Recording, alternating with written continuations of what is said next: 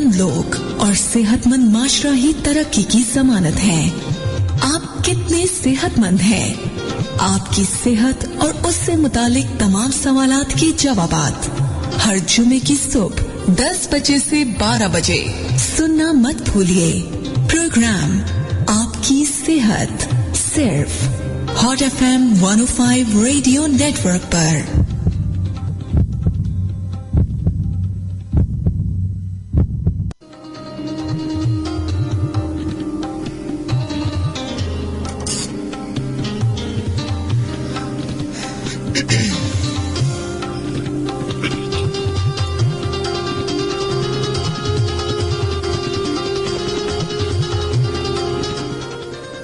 السلام علیکم every one. امید ہے کہ آپ سب لوگ بالکل خیریت سے ہوں گے. آپ کی ہوسٹ امبر آپ کی favourite show health for every one میں، جو آپ ہر جمعے کی صبح 10 سے 12 سنتے ہیں. میری طرف سے آپ سب لوگوں کو بہت بہت عید مبارک، کیونکہ عید کے بعد یہ پہلا شو ہے جو میں آپ کے ساتھ کر رہی ہوں، اس لیے مجھے عید کو وش کرنے کا موقع نہیں مل سکا.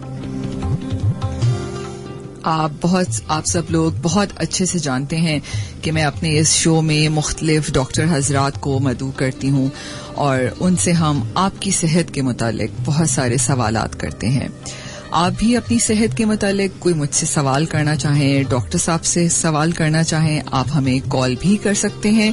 آپ ہمیں کال کرنے کے لیے 11100105 پر کال کر سکتے ہیں، اور اگر آپ ہمیں SMS بھیجنا چاہیں تو آپ ہمیں SMS بھی بھیج سکتے ہیں. 8282 پر SMS کیجیے. اپنے موبائل کے میسج آپشن میں جائیے، ہاٹ لکھیے، اسپیس دیجیے اور آپ اپنا میسج ہمیں 8282 پر سینڈ کر دیجیے.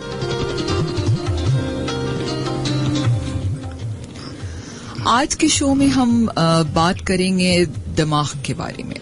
جی بالکل، جسے آپ برین بھی کہتے ہیں. یہ کیسے کام کرتا ہے اور ہم اس کو کیسے اپنے کنٹرول میں لا سکتے ہیں. برین ہمارے جسم کا کنٹرول روم ہے، یعنی کہ CPU، یعنی جسے ہم سینٹرل پروسیسنگ یونٹ بھی کہتے ہیں. ہمارے وائٹل آرگنز جیسے کہ دل، پھیپھڑے، گردے، معدہ اور یہ تمام ہمارے دماغ سے جڑے ہوئے ہیں.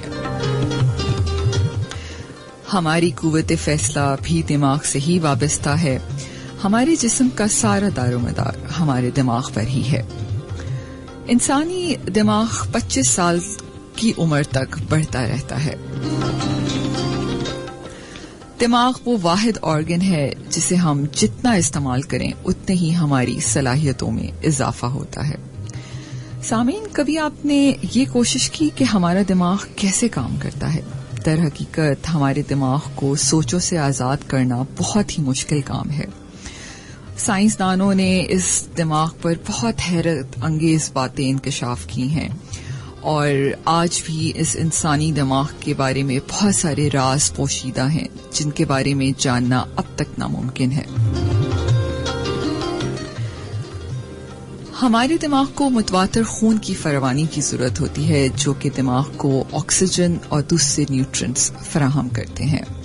عام طور پر یہ سمجھا جاتا ہے کہ انسان اپنے دماغ کو 10% استعمال کرتا ہے اپنی پوری زندگی میں، لیکن آئنسٹائن وہ واحد شخص تھا جس کا دماغ 10% سے زیادہ استعمال ہوا، اور وہ دنیا کا ذہین ترین شخص مانا جاتا تھا. لیکن ہم یہ کیسے کہہ سکتے ہیں کہ دماغ کی سوچنے کی صلاحیت کے واقعی 10% ہے اور اس سے زیادہ نہیں ہو سکتی؟ ہم اور آگے بہت سارے فیکٹس اینڈ فگر بھی آپ لوگوں سے شیئر کریں گے. اسی لیے اس دماغ میں کیا ہوتا ہے، کس قسم کی بیماریاں لوگوں کو فیس کرنی پڑتی ہیں، اس کے لیے آج ہم نے اپنے اسٹوڈیو میں ڈاکٹر سرور جمیل صدیقی کو انوائٹ کیا ہے. He is a neurologist from the Aga Khan university hospital. آج ہم ان سے جاننے کی کوشش کریں گے کہ یہ آخر دماغ کیا چیز ہے. السلام علیکم ڈاکٹر صاحب، کیسے ہیں آپ؟ جی وعلیکم السلام.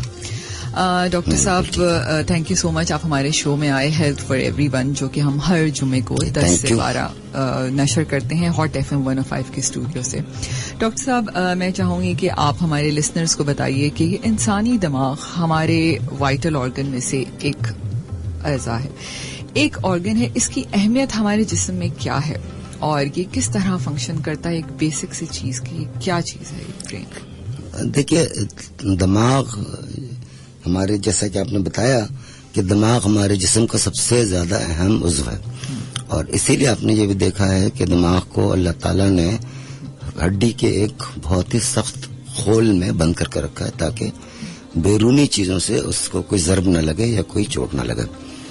اچھا, دماغ کے اندر یہ کہ دماغ ہمارا سوچنے کا کام بھی کرتا ہے, اور اس کے ساتھ اور جو دوسرے کام ہیں ہمارے, جیسے دیکھنا, سونگنا, بولنا, ہاتھ اور پیر ہلانا, دل کی دھڑکن, سانس لینے کی ترتیب, ہاتھوں کی موومنٹ, یہ ساری چیزیں دماغ ہی کنٹرول کرتا ہے ڈائریکٹلی. دماغ کو کام کرنے کے لیے دو چیزیں چاہیے, ایک جیسا آپ نے بتایا نیوٹرینٹس یعنی کہ گلوکوز, اور دوسرا آکسیجن. دماغ اپنے پیغامات کیسے پہنچاتا ہے مختلف اعضاء تک, اس کو ہم نسوں کا ایک نظام کہتے ہیں جو کہ نروس سسٹم کہلاتا ہے. دماغ کے اندر کچھ خلیے ہوتے ہیں جو تقریباً 100 بلین خلیے ہیں, اور وہ سب جو ہے وہ ننھے تاروں کے ذریعے جسم کے مختلف حصوں سے جڑے ہوئے ہیں, اور ان تاروں کو ہم کہتے ہیں نروز یا اعصاب کے ریشے. تو یہ پیغام رسانی کا کام کرتے ہیں. دماغ سے پیغام بجلی کی صورت میں پیدا ہوتا ہے اور ٹرانسمٹ ہوتا ہے. اسی لیے آپ نے یہ دیکھا ہوگا کہ ہم صرف ارادہ کرتے ہیں اور ہاتھ اٹھ جاتا ہے, ہم صرف ارادہ کرتے ہیں اور آنکھ بند کر لیتے ہیں. تو ظاہر ہے کہ نظام کوئی بہت ہی فاسٹ ہوگا جس سے یہ عمل پذیر ہوتا ہے. دوسری بات یہ کہ جیسے میں بول رہا ہوں, سوچ رہا ہوں, بول رہا ہوں, سوچ رہا ہوں, بول رہا ہوں بغیر رکے, اور ایک جو ہے وہ پوری ٹرین ہے سوچ کی جو زبان تک پہنچی ہوئی ہے, اور ہم سوچ بھی رہے ہیں اور ایک مربوط بات کر رہے ہیں. یہ سب بجلی کے تاروں اور بجلی کے نظام پہ ہے جو کہ الیکٹریکل امپلسز کہلاتے ہیں.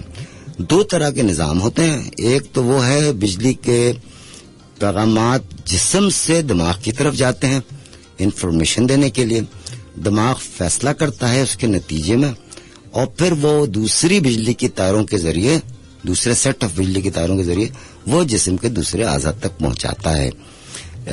یہ ساری چیزیں جانوروں میں بھی ہوتی ہیں اور انسانوں میں بھی ہوتی ہیں, سسٹم ایک ہی جیسا ہے.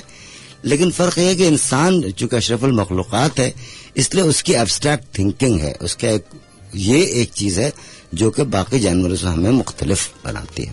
بالکل بالکل صحیح, آپ نے بہت ہی خوبصورتی سے ڈاکٹر صاحب بتایا ہمارے سامعین کو. سامعین آپ ہمارے ساتھ ہی رہے گا, ہم ایک چھوٹے سے کمرشل بریک کے بعد واپس آتے ہیں, اور پھر ہم واپس سے دماغ کی کیا بیماریاں ہوتی ہیں ان کے بارے میں ڈسکس کریں گے. Stay tune with us. Happiness is the highest form of health.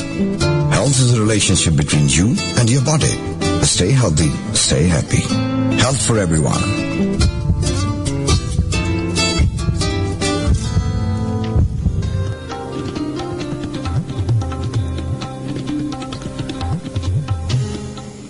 امبر آپ کی ہوسٹ آپ کے favourite show health for every one میں, جو آپ ہر جمعے کی صبح 10 سے 12 سنتے ہیں. آپ ہمیں کال بھی کر سکتے ہیں 11100105 پر, اور SMS بھی بھیج سکتے ہیں 8282 پر. آپ ہمیں میسج کرنے کا طریقہ بہت اچھے سے جانتے ہیں. ہمارے ساتھ اسٹوڈیو میں اس وقت doctor Sarwar Jamil Siddiqui from Aga Khan university Hospital موجود ہیں. He is a neurologist. اور میں نے ابھی بریک سے پہلے ڈاکٹر صاحب سے یہ بھی پوچھا کہ انسانی دماغ کیا ہے اور کتنا امپورٹنٹ ہے ہمارے جسم کے لیے. بہت ساری باتیں اور بھی کچھ فیکٹس بھی ہم آگے شیئر کریں گے. ڈاکٹر صاحب میں آپ سے اب دوسرا سوال یہ پوچھنا چاہوں گی کہ بہت سارے لوگ ہوتے ہیں ان کو نہیں پتا ہوتا کہ نیورولوجسٹ کے پاس کب جانا ہے, کون سے ایسے سمٹمز ہوتے ہیں جس کی وجہ سے اب ہمیں نیورولوجسٹ سے رابطہ کرنے کی ضرورت ہے. اس کے بعد ہم آگے بھی مختلف بیماریاں ان کو ڈیٹیل سے ڈسکس کریں گے, لیکن میں چاہوں گی کہ اس کانسیپٹ کو تھوڑا سا آپ بتا دیجیے. جی, اس کا جواب میں 2 حصوں میں دوں گا. نمبر 1 یہ کہ یہ فیصلہ کرنا ہے کہ یہ جو شکایتیں ہیں میری یہ واقعی نیورولوجیکل ہیں, یہ عام آدمی کے لیے تو مشکل ہے, اس لیے کہ بہت سارے اعضاء کی جو شکایتیں ہیں وہ ہو سکتا ہے کہ دماغ کی وجہ سے ہی ہوں. سینٹرل کنٹرول سسٹم جو جیسے آپ نے بتایا CPU, یا پھر یہ ہے کہ اس آرگن کی خرابی ہے جس سے جو متاثر ہوا ہے. بہترین کام ساری دنیا میں تو یہ ہوتا ہے کہ آدمی کو کوئی شکایت ہوتی ہے تو وہ اپنے جنرل پریکٹیشنر یا فیملی فزیشین کے پاس جاتا ہے, وہ دیکھ کے فیصلہ کرتا ہے, چونکہ وہ ٹرینڈ آدمی ہوتا ہے تو وہ دیکھ کے فیصلہ کرتا ہے. ورنہ یہ کہ اگر جیسے یہ تو ظاہر ہے کہ پاکستان میں اس وقت یہ ممکن نہیں ہے کہ ہر آدمی ڈاکٹر کے پاس اس کی رسائی ہو, تو مثال کے طور پہ جو کامن نیورولوجیکل شکایتیں ہیں وہ یہ ہے کہ جسم کے کسی ایک حصے کا کام نہ کرنا, یا جسم کے کسی ایک حصے کا سن ہو جانا, احساس اس کا کم ہو جانا, نظر کی خرابی چشمے کے باوجود, چشمہ لگا رہے ہیں لیکن پھر بھی نظر میری کمزور ہے, سننے کی صلاحیت کی خرابی ہے, یا سر میں درد ہے, یا ہوش حواس کی خرابی ہے. یہ عموماً جو علامتیں ہیں یہ نیورولوجیکل ہوتی ہیں. صحیح. اچھا ڈاکٹر صاحب, نیورولوجیکل ڈیزیزز ڈس آرڈرز بہت سارے ہیں جو یوزلی پاکستان میں دیکھے جاتے ہیں. سب سے پہلے ہم بات کریں گے کہ پارکنسن ڈیزیز کے بارے میں. میں چاہوں گی اس کے بارے میں آپ تھوڑا سا ہمارے سامعین کو بتائیے کہ یہ کیا چیز ہے, کہ یہ واقعی ہی ٹھیک ہو جاتی ہے اگر یہ بیماری ایک دفعہ آپ کو ہو جائے. میں ایک بات اس کا شروعات اس طرح سے کروں گا کہ اگر ہم مجھ سے یہ سوال پوچھیں کہ دنیا میں سب سے کامن نیورولوجیکل بیماری کون سی ہے, تو وہ ہے سر کا درد. جس کے پاس سر ہے اس کو سر کا درد بھی ہوگا. لیکن عموماً 95-98% سر کے درد سیریس نہیں ہوتے, اور بہت ہی کم سر کے درد جو نان سیریس ہوتے ہیں. دنیا میں شاید ہی کوئی ایسا شخص ہو جس کا سر کا درد نہ ہوا ہو. صحیح بات. تو سر کا درد سب سے کامن بیماری ہے. پارکنسن ڈیزیز کے بارے میں آپ نے سوال پوچھا. پارکنسن ڈیزیز اتنی کامن بیماری نہیں ہے, لیکن چونکہ یہ بہت لمبے عرصے تک چلتی ہے, تا حیات چلتی ہے, اور اس کی بہت ساری جو علامتیں ہیں وہ بظاہر نظر آتی ہیں, مریض کو نظر آ رہی ہوتی ہیں اور دوسرے گھر والوں کو نظر آ رہی ہوتی ہیں, اس لیے اس کا ذکر زیادہ ہے. پارکنسن ڈیزیز ایک ایسی بیماری ہے جو جسم کے اندر راشا پیدا کرتی ہے. راشا مطلب کپکپاہٹ, اور وہ کپکپاہٹ انسان اپنے آپ سے کنٹرول نہیں کر سکتا. اس کے علاوہ اس کی اور بھی علامتیں ہیں, جیسے جسم کا سخت ہو جانا, جسم کا سلو ہو جانا. یہ تو عموماً اس کی علامتیں ہیں. سن 1817 میں ایک فیملی فزیشین تھے لندن میں جن کا نام تھا جیمز پارکنسن. انہوں نے 6 مریضوں کا مطالعہ کیا اور اس کا ایک مقالہ لکھا, اور اسی وجہ سے اس بیماری کا نام پارکنسن ڈیزیز ہے. سن 1817 سے لے کے 1957 تک ہمیں معلوم, 140 سال تک ہمیں پتہ نہیں تھا کہ یہ بیماری کیوں ہوتی ہے. سن 1957 میں ایک سویڈش صاحب تھے, کارلسن صاحب, ان کے ساتھ 2 حضرات اور تھے. انہوں نے ہمیں یہ بتایا کہ دماغ کے اندر ایک کیمیکل ہے جس کو ہم ڈوپامین کہتے ہیں. اس ڈوپامین کی کمی ہو جاتی ہے. ڈوپامین کی کمی کیوں ہوتی ہے؟ اس لیے ڈوپامین بنانے والے خلیے دھیرے دھیرے سوکھنے لگتے ہیں اور اپنا کام چھوڑ دیتے ہیں. اس ریسرچ کے نتیجے میں کارلسن اور ان باقی 2 حضرات, تھورنی ویکس نام تھا ان کو نوبل پرائز ملا تھا.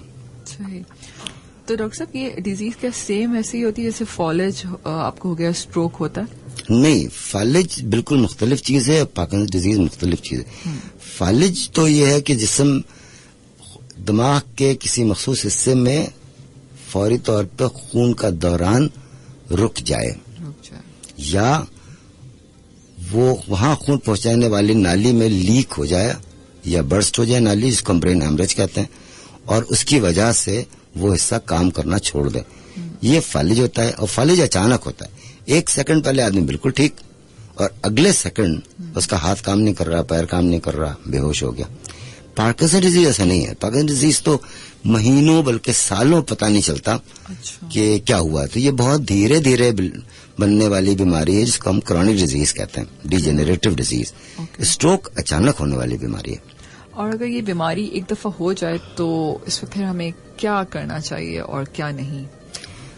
دیکھیے, جیسے میں نے بتایا کہ سن 1957 تک تو ہمیں پتہ نہیں تھا کہ یہ بیماری کیوں ہوتی ہے. بیماری تو ہم بہت دیکھتے تھے لیکن ہمیں پتہ نہیں تھا. اس کے بعد 1961 میں پہلی مرتبہ وہ ڈوپامین جو ہے جس کی کمی ہوتی ہے وہ ہم نے سنتھیٹکلی بنایا, اور یہ لیوڈوپا کے نام سے یہ دوائی 1961 میں ایجاد ہوئی.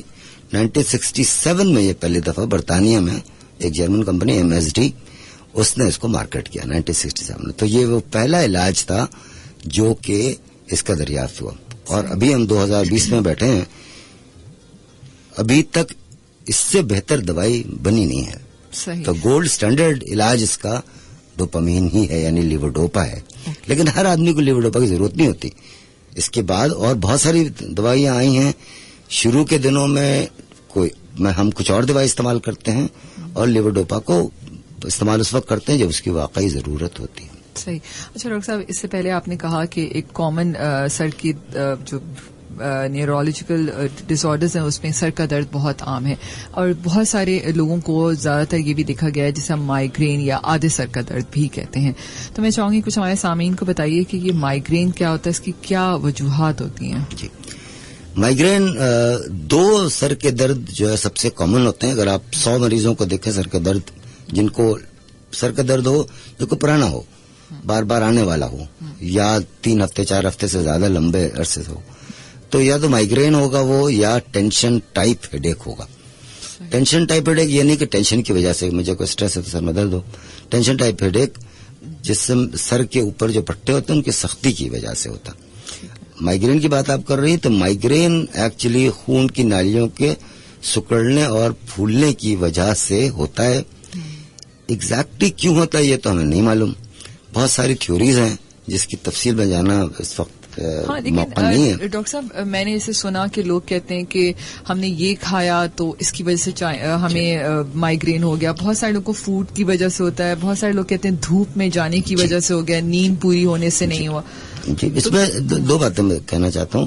ایک تو یہ کہ مائیگرین جس کو ہوتا ہے نا, وہ ہم سمجھتے ہیں کہ مائیگرینس پرسنالٹی ہوتی ہے. وہ پرسنالٹی جو اے ٹائپ کی پرسنالٹی ہوتی ہے, جن کو ہائی اچیورز ہوتے ہیں, جو بہت زیادہ حساس ہوتے ہیں, جو تھوڑے سے obsessive ہوتے ہیں کہ ہر چیز کی نوک پلک ٹھیک ہونی چاہیے, صفائی پسند بہت ہوتے ہیں, اور مطلب میری طرح لکڑ ازم پتھر ازم نہیں, بہت ہی نفاست پسند لوگ ہوتے ہیں. ان میں امکان زیادہ ہوتا ہے, یہ نہیں کہ ہر ایک میں ہوتا ہے, ان میں امکان زیادہ ہوتا ہے. اچھا, کھانے پینے کی چیزوں سے بہت کم لوگوں کو ہوتا ہے ایسا. جو زیادہ تر کام کھانے پینے کی چیزیں ہیں جن کو امپلیکیٹ کیا جاتا ہے یا جس کو مورد الزام ٹھہرایا جاتا ہے, وہ ہے چاکلیٹ. جی, کافی. جی ہاں, کافی سے زیادہ چاکلیٹ.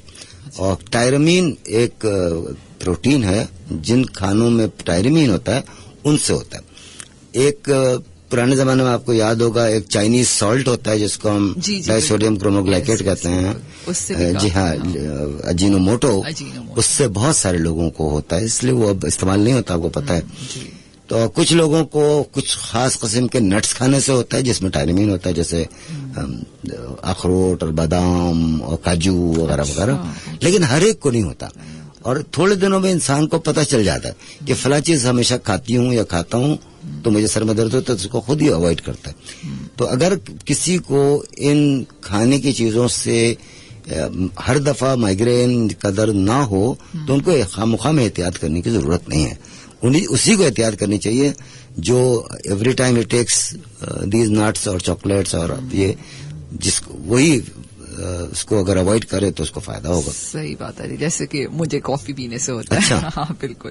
مختلف لوگوں کو مختلف ہوتا ہے, یعنی یہ نہیں کہ ایک ہی چیز ہے جو ہر ایک کے اوپر لاگو ہوتی ہے. صحیح کہہ رہے ہیں, بہت مختلف لوگوں مختلف ہوتا ہے. اور کچھ یہ بھی, اچھا ایک اور تو وہ دے دوں کہ اگر مجھے مائیگرین ہے تو کچھ چیزوں سے میرا مائیگرین بڑھ جائے گا یا آ جائے گا. مثال کے طور پہ بہت تیز دھوپ میں چلا گیا, بہت شدید گرمی میں کام کیا, بس ذہنی ٹینشن بہت ہے, یا جسمانی کام بہت کر لیا. ٹھیک ہے, بہت سارے لوگوں کو ہوتا ہے روزہ رکھنے سے. ایک خاص اینٹی ہے جس کو ہم کہتے ہیں فرسٹ آف رمضان ہیڈیک. ٹھیک ہے, فرسٹ رمضان ہیڈیک میں یہ ہوتا ہے کہ افطار سے گھنٹے 1.5 گھنٹے پہلے وہ درد شروع ہوتا ہے, اور افطار کے فوراً بعد اور بڑھ جاتا ہے, لیکن دوسرے تیسرے چوتھے رمضان میں یہ کم ہو جاتا ہے. اس کا فرسٹ رمضان ہیڈیک کہتے ہیں. یہ بھی مائیگرین ہی کی ہے قسم. پھر وہ باڈی روٹین میں آ جاتی ہے تو پھر صحیح ہو جاتا ہے.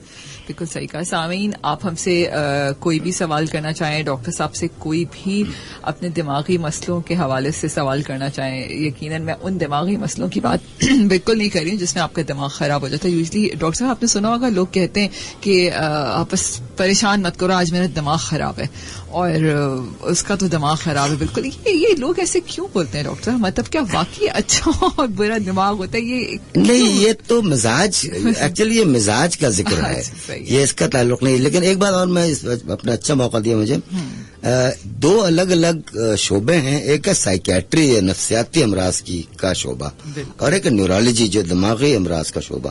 ان دونوں کی بیماریاں مختلف ہیں. ہم لوگ دیکھتے ہیں کہ نیورولوجیکل بیماری والے سائیکیٹرسٹ کے پاس چلے جاتے ہیں, سائیکیٹری کی بیماریوں والے ہمارے پاس آتے ہیں. تو اس پہ کیسے فرق کیا جائے, عام آدمی کے لیے کیسے ممکن ہے؟ تو اگر جسمانی مظاہرہ ہو رہا ہے بیماری کا, جیسے ہاتھ کمزور ہے, پیر کمزور ہے, سن پنا ہے, یا جھنجھناہٹ ہو رہی ہے, یا درد سر میں, آنکھ میں, یہ تو نیورولوجیکل ہے. لیکن اگر سوچ کی خرابی ہے یا موڈ کی خرابی ہے, جیسے ڈپریشن ہو رہا ہے, بہت زیادہ اختلاجی کیفیت ہے, گھبراہٹ ہے, خیالات میں خرابی ہے, بہت زیادہ فکر مندی ہے, یا شک و شبے کی بیماری ہے, تو پھر یہ نفسیاتی ہے. جیسے کہ میرے پیچھے پولیس لگی ہوئی ہے, اس طرح کی جو فیلنگ. اچھا ڈاکٹر صاحب, ہمارے پاس لائیو SMS بھی آ رہے ہوتے ہیں, ہم میسج بھی ایڈ کریں گے. اعجاز ہیں کراچی سے, انہوں نے لکھا ہے کہ ڈاکٹر صاحب ہمارے دماغ ہی ہماری روح ہے, یا یہ دونوں مختلف چیزیں ہیں؟ کیا آپ اس بات کو سائنٹیفک جواب دے سکتے ہیں؟ سائنٹیفک جواب دینا تو اس کا بہت مشکل ہے, اس لحاظ سے کہ روح کیا چیز ہے یہ تو ہمیں, روح کی جو فزیکل بیسس ہے وہ تو ہمیں نہیں علم ہے. لیکن یہ ہمیں معلوم ہے کہ دماغ کے کچھ خاص حصے اگر اپنا کام کرنا پرماننٹلی چھوڑ دیں تو ہماری جو ہے وہ زندگی کی رمق ختم ہو جاتی ہے, جس کو ہم کہتے ہیں برین ڈیتھ. تو برین ڈیتھ جو ہے وہ کیفیت ہے جس کے اندر جسم کے کچھ اعضاء کام چھوڑ دیتے ہیں پرماننٹلی, جو ریکور نہیں کرتے ہیں. اور ایسی صورت میں ہم سمجھتے یہ ہیں کہ اس مریض کا کے اندر زندگی کی رمق نہیں ہے. گو کہ اس کی سانس بھی چل رہی ہوتی ہے, اس کے دل کی دھڑکن بھی چل رہی ہوتی ہے, لیکن مصنوعی طور پر سانس وینٹیلیٹر کے اوپر.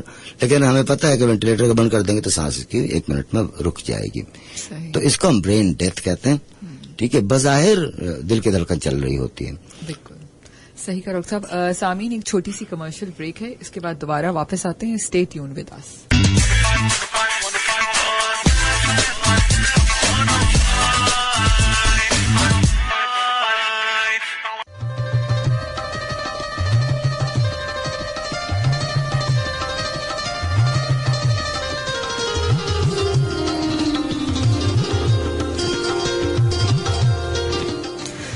آپ کی ہوسٹ امبر آپ کے favourite show health for every one میں صحت آپ کے لیے, جو آپ ہر جمعے کی صبح سنتے ہیں 10 سے 12. آپ میرے ساتھ اس گفتگو میں شامل بھی رہ سکتے ہیں. اپنی صحت سے متعلق کوئی بھی سوال کرنا چاہیں آپ ہمارے ڈاکٹر صاحب سے, آپ ہمیں کال بھی کر سکتے ہیں 11100105 پر. آپ ہمیں SMS بھی بھیج سکتے ہیں 8282 پر. اور میسج کرنے کا طریقہ آپ سب بہت اچھے سے جانتے ہیں. اپنے موبائل کے میسج آپشن پہ جائیے اور اسپیس دیجیے, اپنا میسج لکھیے اور آپ ہمیں سینڈ کر دیجیے. ایک کال بھی آ رہی ہے ڈاکٹر صاحب, ایک کال لیتے ہیں. جی السلام علیکم. جی کون ہے ہمارے ساتھ لائن پر؟ جی السلام علیکم, کون ہے ہمارے ساتھ؟ ہیلو آئی تھنک آواز نہیں آ رہی ہے. پلیز جو بھی ہیں پلیز ہمیں دوبارہ رابطہ کیجیے. اچھا سامعین, کچھ ساتھ اس شو کے ساتھ میں کچھ فیکٹس بھی ہیں جو میں اپنے اس شو میں شامل کرنا چاہوں گی ڈاکٹر صاحب. کہا جاتا ہے اور میں نے پڑھا بھی ہے اور آپ بھی مجھے بتائیں گے کہ ایک بالغ انسان کے دماغ کا وزن تقریباً 3 پاؤنڈ ہوتا ہے, اور کہتے ہیں کہ ایک میل کا وزن جو ہے دماغ کا وہ 2.9 پاؤنڈ ہوتا ہے اور فیمیل کا 2.6 ہوتا ہے. اس کو پڑھنے کے بعد مجھے ایسا لگنے لگا کہ وہ جو لوگ کہتے ہیں کہ واقعی عورتوں کا دماغ مردوں سے کم ہوتا ہے, تو ڈاکٹر صاحب میں اس کو سن کے نا بڑا افسردہ سی ہوئی. تو اس کے بارے میں بتائیے. لیکن پھر یہ بھی کہا کہ بڑے دماغ کے سائز کا مطلب زیادہ ذہانت بھی نہیں ہے, کیونکہ جو البرٹ آئنسٹائن کے دماغ کا وزن 2.7 پاؤنڈ تھا, وہ دنیا کا ذہین ترین شخص کہا جاتا تھا اس کو. جی دیکھیے, اللہ تعالیٰ نے مردوں کو اور عورتوں کو الگ الگ طریقے سے بنایا ہے. دونوں کی زندگی کا جو طریقہ ہے اور ان کی مطلب جو ان کا مقصد ہے وہ مختلف ہے. اس لیے بہت ساری چیزوں میں بہت فرق ہے. ٹھیک ہے, دل کا سائز چھوٹا اور بڑا ہے, فرق ہے, ہاتھ اور پیر کے سائز, ہڈیوں کا سائز, تو یہ اس پر میرا نہیں خیال ہے کہ یہ کوئی اہم چیز ہے, بالکل قطعاً اہم چیز نہیں ہے. عورتوں کے اندر کچھ چیزیں بہت زیادہ ہیں مردوں کے مقابلے میں. 2-3 باتوں کا ذکر کر دیتے ہیں تاکہ آپ خوش ہو جائیں. نمبر 1, مردوں میں یہ خاصیت بہت کم اور کمزور ہوتی ہے کہ وہ ملٹی ٹاسکنگ کریں. خاتون جو ہے وہ ملٹی ٹاسکنگ کرنے میں ماہر ہوتی ہیں, یعنی ایک طرف جو ہے وہ کھانا بھی پکا رہی ہیں اور اسی کے ساتھ ساتھ ماسی کو ڈانٹ بھی رہی ہیں, ٹیلی فون پہ بات بھی کر رہی ہیں, اور سامنے ہم ٹی وی کا ڈرامہ تیرے صدقے بھی دیکھ رہی ہیں. ٹھیک ہے, تو یہ سارے صدقے تمہارے سوری غلط ہیں. تو یہ جو مرد یہ کام نہیں کر سکتا. مرد کے اندر یہ ہوتا ہے, اس کی صلاحیت یہ ہے کہ وہ ایک چیز کے اوپر کانسنٹریٹ کرے گا اور اس طرح کرے گا. بہرحال سائز چھوٹا ہونے سے اور بڑا ہونے سے کوئی فرق نہیں پڑتا دماغ کا. بیسکلی یہ ہے کہ جو آپ نے شروع میں بتایا نا کہ دماغ کے کتنے % ہم کام لیتے ہیں خلیوں سے, عورتیں ہم پروبیبلی عورتیں اور تمام مرد ایک ہی جیسے ہوتے ہیں, اور آپ کے پاس سینکڑوں نہیں ہزاروں مثالیں موجود ہیں اچیومنٹ کے اعتبار سے کہ جو عورتیں ہیں وہ مردوں سے قطعاً کسی طرح سے کم نہیں بلکہ زیادہ ہی ہیں. جی بالکل, تھینک یو سو مچ. ایک تھوڑی سی کال بھی لیتے ہیں, ہمارے ساتھ کال بھی ہے. ضرور. جی السلام علیکم. جی کون ہے ہمارے ساتھ لائن پہ؟ ہیلو. السلام علیکم, ہارون بول رہا ہوں کراچی سے. جی ہارون صاحب بولیے پلیز. میرے اگر ڈاکٹر صاحب کو عید مبارک ہو, جو ریڈیو پہ تشریف لائے, بڑی مہربانی ہونی چاہیے. اچھا تھوڑا سا زور سے بولیے پلیز, آواز نہیں آ رہی. ڈاکٹر صاحب آپ کو عید مبارک کہہ رہے ہیں. جی جی پلیز آپ بولیے. دوسرا ڈاکٹر صاحب کا سوال یہ ہے کہ میرے اکثر سر میں درد رہتا ہے اور نظر میری بہت ویک ہے. اب دوہرا سارے تقریباً کراچی میں جو بھی ہاسپٹل ہے سب کو میں یہ دکھا چکا ہوں نظر کے معاملے میں, لیکن انہوں نے ایک ہی جواب دیا ہے کہ اس کا کوئی علاج نہیں ہے آنکھوں کا. اچھا ٹھیک ہے, یعنی آپ نے کہا کہ آپ کے سر میں درد رہتا ہے اور آپ کی نظر کمزور ہے. جی جی جی. اچھا ٹھیک ہے, میں ڈاکٹر آپ ہمارے ساتھ لائن پہ ہی رہے گا اور میں ڈاکٹر صاحب سے جو ہے یہ سوال کرتی ہوں, پھر آپ لائیو اس کو سنیے پلیز. تھینک یو سو مچ. دیکھیے, سر میں درد ہونے اور نظر کے کمزور ہونے میں کا اگر یہ کمبینیشن ہے تو اس کو واقعی سیریسلی لینا چاہیے, لیکن دونوں کی الگ الگ وجوہات ہو سکتی ہیں. نظر کی کمزوری کی عام وجہ جو ہے وہ تو فوکسنگ پرابلم ہے, یعنی کہ آپ کو چشمے کی ضرورت ہے. تو سب سے پہلا کام تو یہ کریں کہ آپ اپنے نظر کا نظر چیک کریں. کہنا ہے ڈاکٹر صاحب کہ انہوں نے نظر بھی چیک کرائی, سب کچھ چیک کرایا, لیکن ابھی بھی ان کے ساتھ یہی. ہاں, اگر ایسی صورت ہے کہ نظر ٹھیک ہے آپ کی اور نمبرز آپ کے ٹھیک ہیں, چشمے سے بھی کوئی آپ کو فرق نہیں پڑتا, تو ایسی صورت میں ظاہر ہے کسی نیورولوجسٹ کو دکھانا ضروری ہے تاکہ وہ آپ کو دیکھ کے فیصلہ کرے کہ کیا یہ کوئی ایسی چیز ہے اس کے لیے مزید ٹیسٹوں کی ضرورت ہے, دماغ کا کوئی اسکین کرانے کی ضرورت ہے یا نظر کا کوئی اور ٹیسٹ کرانے کی ضرورت ہے. یہ بالکل سی بات ہے. کہنے کا مقصد یہ ہے کہ اگر نظر کی خرابی جو چشموں سے ٹھیک نہ ہو سکتی ہو, کریکٹ نہ ہو رہی ہو, پہلے بھی آپ نے بتایا, جی ہاں, تو وہ اس کے لیے آپ کو دکھانا پڑے گا. صحیح. اچھا ڈاکٹر صاحب, انسومنیا, ٹھیک ہے, یہ ایک ایسی بیماری, اور ابھی ہم نے شو شروع نہیں کیا تو ایک شاہدہ بھی ہیں, انہوں نے بھی ہمیں SMS کر دیا کہ ان کو نیند نہیں آتی اور بہت مشکل سے آتی ہے, صرف 2 گھنٹے کے لیے آتی ہے. ڈاکٹر صاحب اس بیماری کے بارے میں بتائیے, کیا اس کی کوئی ٹائپس ہوتی ہیں اور یہ کیسی بیماری ہے؟ جی ہاں, یہ بہت مختصر یہ بتانا چاہتا ہوں. انسومنیا جو ہے وہ بے خوابی کی بیماری, جس کو نیند نہ, رات میں نیند نہ آتی ہو. اس کی عموماً وجہ تو یہ ہوتی ہے کہ اگر آدمی دن میں 2 گھنٹہ سو گیا تو ظاہر ہے کہ رات میں اس کے سونے میں تکلیف مشکل ہوگی.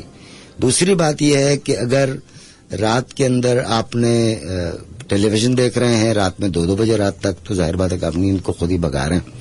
اگر آپ کا اسکرین ٹائم بہت زیادہ ہے, موبائل فون پہ آپ جو ہے وہ استعمال کر رہے ہیں دیر تک, تو وہ بھی آپ کی نیند کو متاثر کرے گا.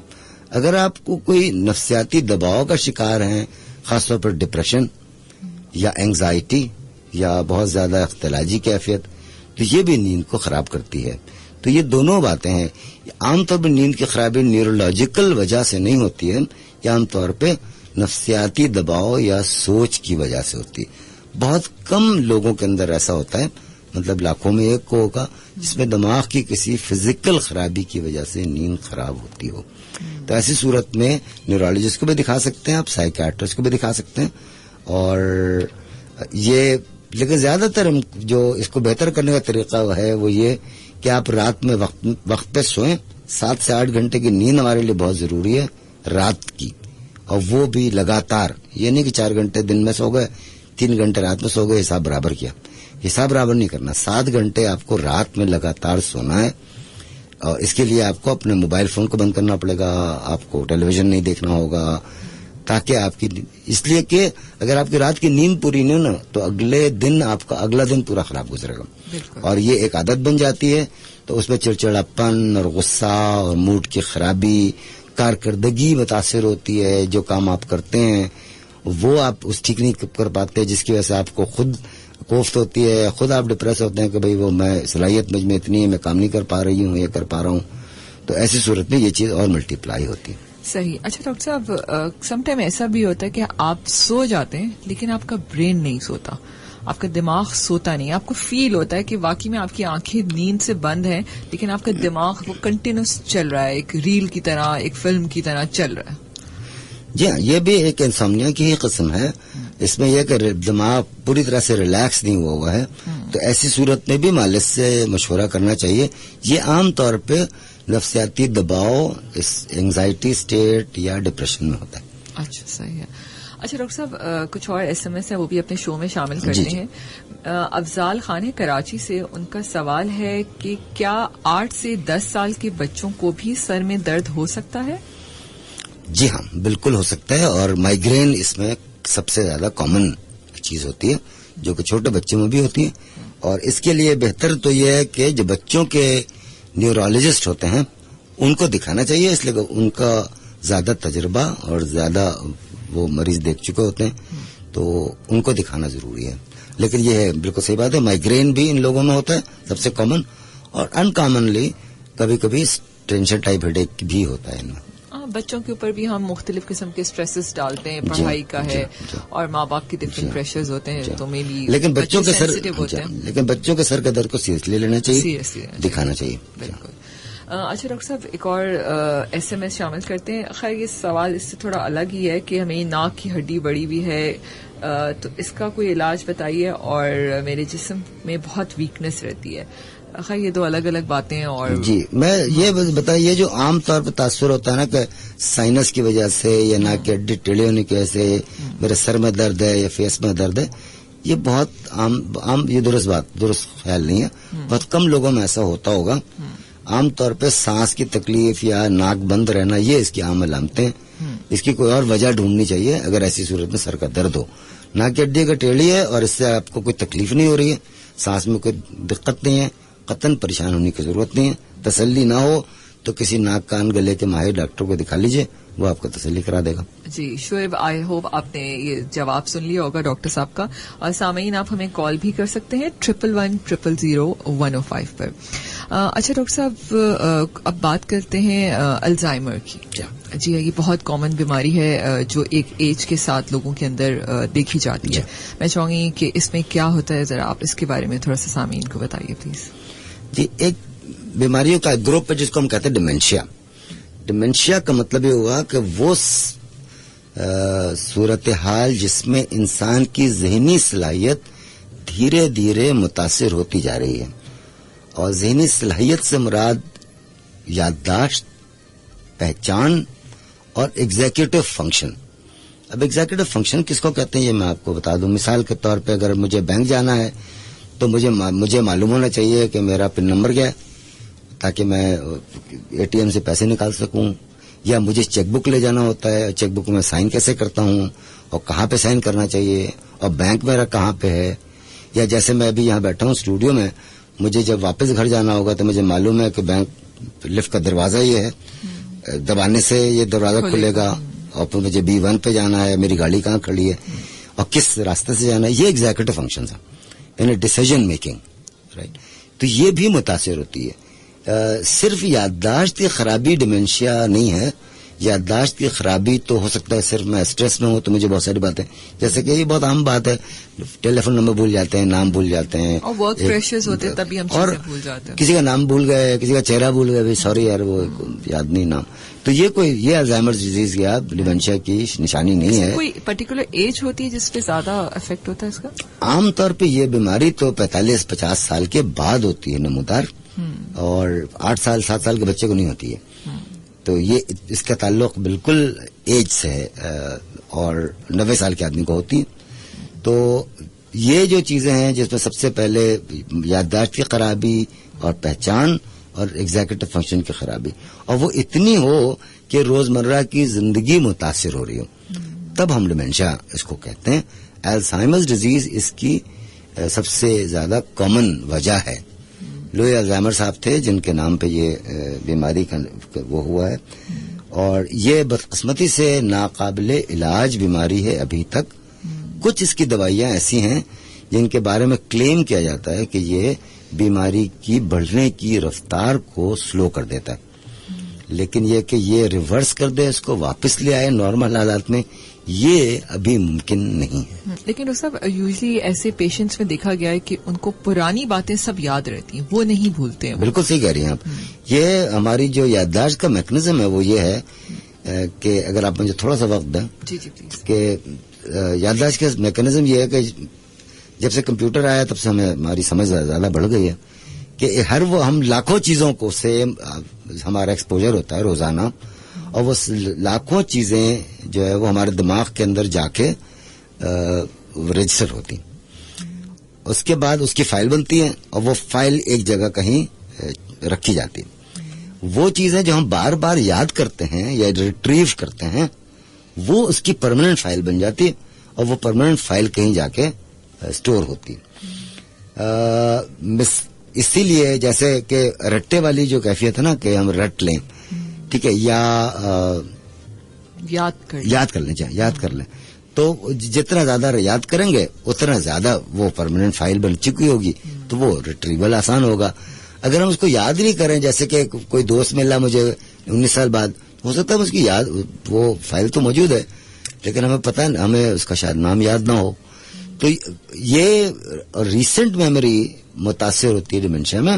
پرانی میموری، ریموٹ میموری جو کہتے ہیں، وہ متاثر نہیں ہوتی. جیسے کوئی آدمی ڈیمنشیا والا اپنا نام نہیں بھولتا، بیگم کا نام بھول جائے، میاں کا نام بھول جائے، یہ ہو سکتا ہے، لیکن یہ کہ اپنا نام نہیں بھولتا، اس لیے کہ وہ لاکھوں کروڑوں دفعہ سنا بھی ہے اور بتایا بھی ہے.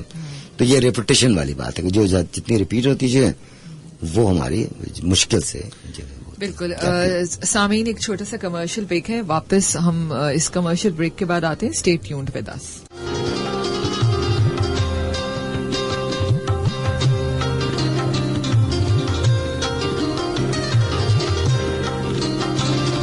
ہاں، ابھی اس کو پورا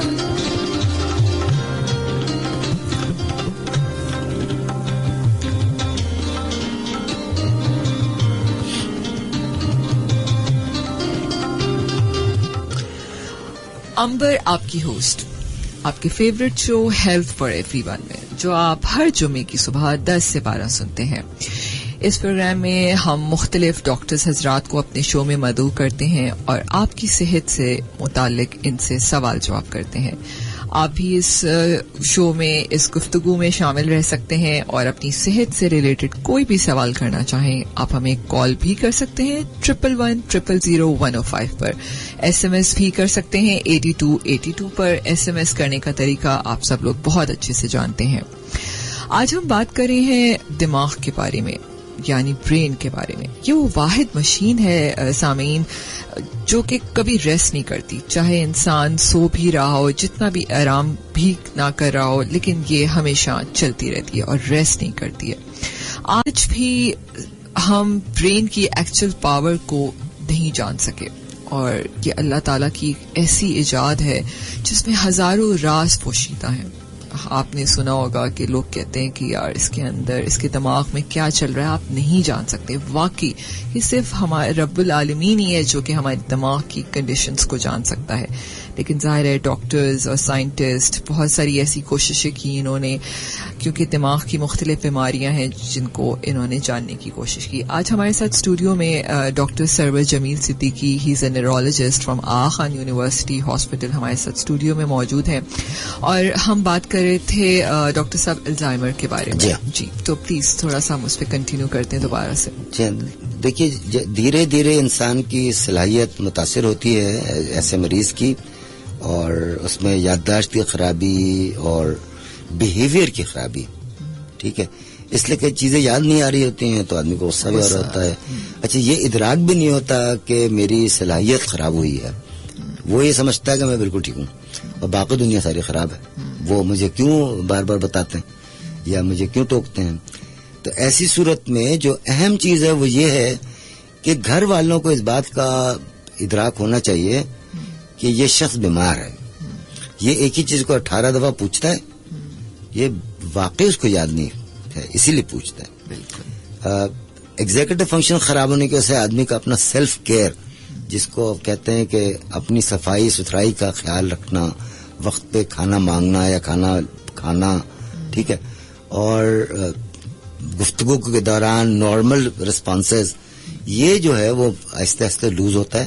تو ظاہر گھر والے بہت گھبراتے ہیں، بہت پریشان ہوتے ہیں کہ ابا ایسا کیوں کر رہے ہیں. بالکل ٹھیک ہے، اس وقت ہمیں ان کا ساتھ دینے کی ضرورت ہوتی ہے، ان کو بار بار یاد بھی دلانا چاہیے کہ آپ کو یہ کرنا ہے. میں فیملی کو یہ بتاتا ہوں عموماً، جو اسٹینڈرڈ جملہ ہے وہ یہ ہے کہ دیکھیے، ایک شخص جو اپنے گھر کا بادشاہ تھا 15 سال پہلے، 8 سال پہلے، 10 سال پہلے، اس کی مرضی کے بغیر پتہ نہیں ہلتا تھا.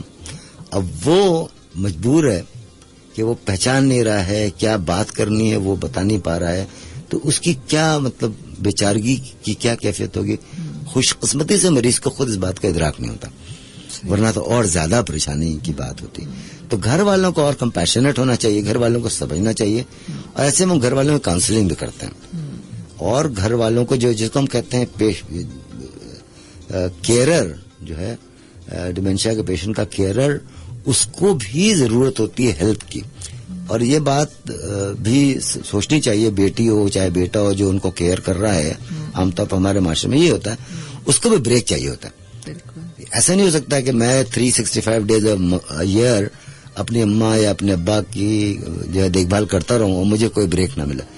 تو اس کو بھی بریک چاہیے، دوسرے خاندان والوں کو شیئر کرنا چاہیے، اور اس کو بھی سمجھنا چاہیے کہ ابا اماں بیمار ہیں، اور جو ہے وہ یہ بیماری وقت کے ساتھ ساتھ بڑھے گی، اور ان کو بہت کمپیشنٹ اور بہت صبر والا ہونا چاہیے. بے صبری تو کوئی فائدہ نہیں ہے.